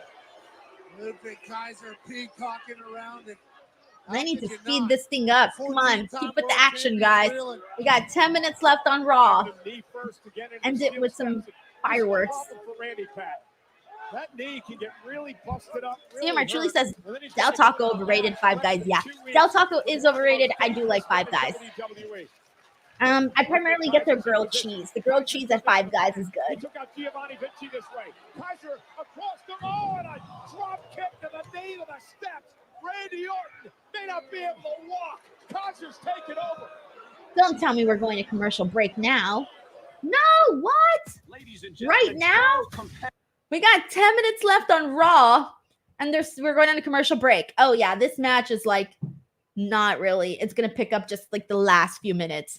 We got Brandon here who says, off topic, but I added some of your reels and posts from IG and one of your posts from Twitter X and my IG stories. Thank you so much. I usually see that stuff on here. Hold on. Usually every time someone shares my stuff on stories, it notifies me. And I think I just see you. So hold on. Are you Let's Play Night? Yup, I just got it. Let's Play Night. I just got your stuff on here. Yup. All right. So yeah, usually whenever people like mention me on their stories, I always get that notified right away. So thank you so much for doing that. So a lot of what helps like content grow nowadays is what I've been told. It's not just like about likes anymore. You know how before it was always like, oh, you get a bunch of likes, you're gonna see your post go viral or something. Now it's like more so like comments, but also shares. So I don't know how many of you guys have noticed this, but Instagram now shows how many times something has been shared. So it'll show I'll show this one for example. So this is my John Cena clip here. So the John Cena one, it's been shared 647 times. I think primarily people sharing the content is what helps the content grow. That and comments, because basically like Instagram wants to keep people on the app, right? So let's say you're constantly sharing videos to your friends or your family or whoever. It's like, oh, you're attracting people to this post. Therefore, you're attracting people to the app. So if a video is attracting people, the algorithm is going to promote that video a lot more. So sharing content is pretty important. So anyways, if you guys see any good videos of mine, share away, share them on your Instagram story, share them to your tia, share them to whoever. It definitely does help. And I just learned this like this week. Actually, my friend was telling me about this. And it's funny because my friend's not even like an influencer or anything, but she was the one who told me. She was like, Denise, she's like, you need to make sure your content gets shared. And I was like, what? And she was the one who was telling me about all of this. But I appreciate it so much because it's good to have that kind of information. So yeah, basically they want people to just to be on the app. That's all they want, guys. Like these apps just want all of our freaking attention. That's all they want. Thank you so much to Laura who says, Denise, I follow you on Twitter. Hell yeah, man. I appreciate that a whole lot. I'm so happy to hear that, especially because Twitter is not the same anymore, guys. Like ever since Elon came, it just really changed that app. At least for me, it did a whole lot. I thought I was like doing really great on that app. And then once like everything changed on it, I just wasn't seeing the same success anymore. And so I started putting my focus on other apps as well. And I really didn't focus on Instagram until recently. All right, here we go. And we are back. Like I only started focusing on Instagram less than a year ago. And even then I stopped for a while and then I recently came back. So yeah, Instagram was something that I didn't like really put any focus on.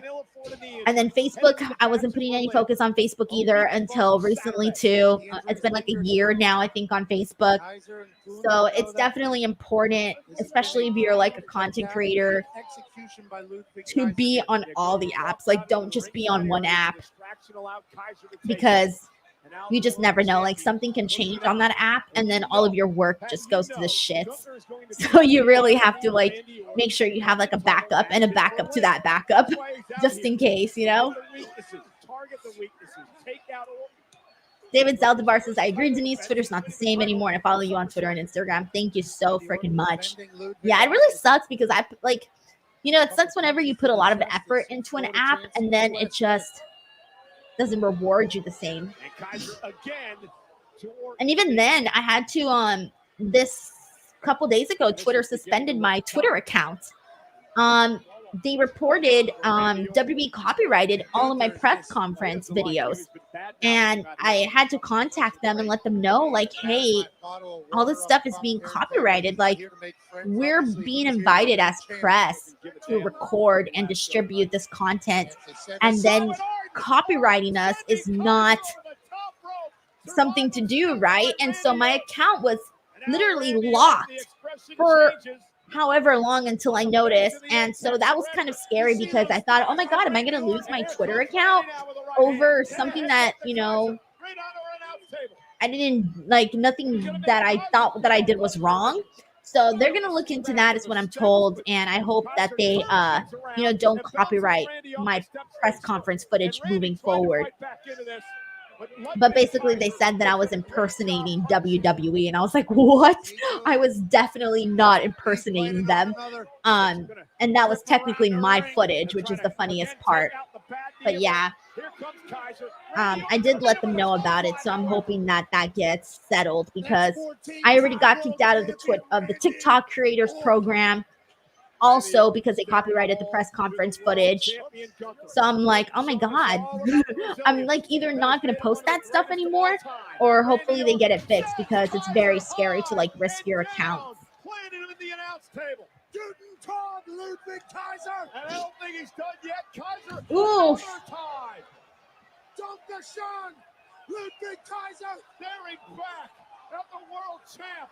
Randy Orton's not done yet. Randy Orton's just showing off now to Gunther.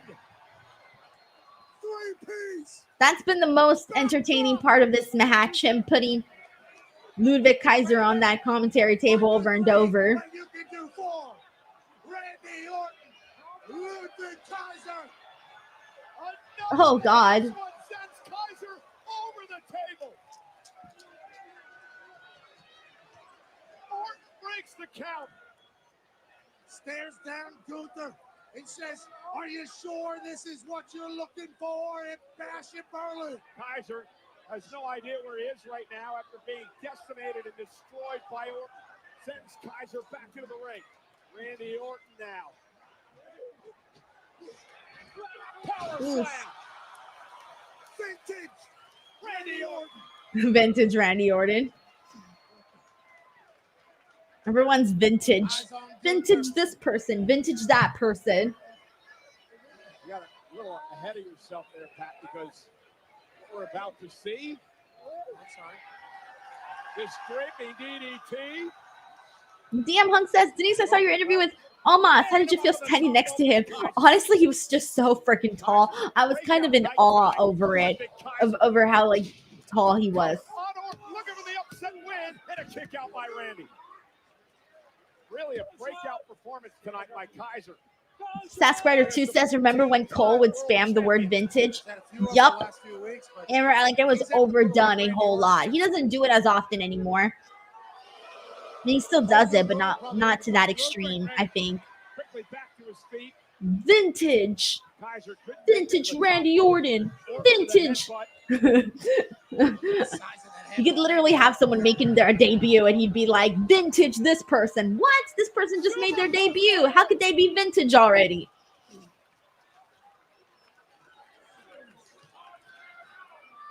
Joseph says, thank you once again for the watch along, Denise. Can't wait to come back for the games as well. They'll be back next week, guys. They'll be back next week. I'll be back next week too. Tomorrow I'll be back for NXT podcast with Chinadu. Wednesday I'll be here with Reg for Dynamite. Friday I'll be here with Robin for SmackDown.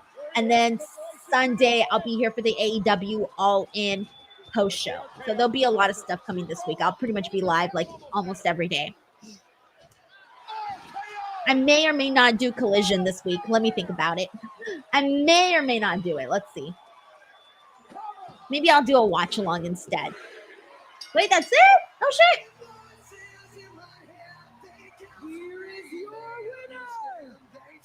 Not bad. Not bad. I mean, it was pretty much just Randy dominating Ludwig Kaiser and showing off in front of Gunther of like what he can and cannot do. That was fine. It was an effective main event for what the job was, which was for Randy to look dominant and for Gunther to look worried and concerned that he's, you know, going to be facing Randy at Bash in Berlin.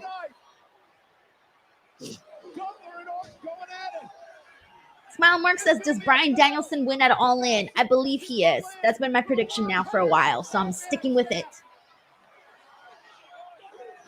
We got a super chat from Sven Big who says, always fun, Denise. Thank you. Thank you so much for tuning in. Actually, you sent that right as the show ended. All right, guys. Well, there you go. Monday Night Raw just ended right now. I am going to get ready to do this post show with Sean. So I'll be over on Fightful in just a minute for those of you guys who want to listen to the post show. And I will be back tomorrow for NXT. And then, of course, throughout the week, more podcasts and stuff. But also, don't forget, I'll be back next week for the Raw Watch Along. And I will be returning with games as well. Okay. Alrighty. Thank you so much to everybody for hanging out with me here today. And I hope to see you guys back here next week as well. Bye, everyone.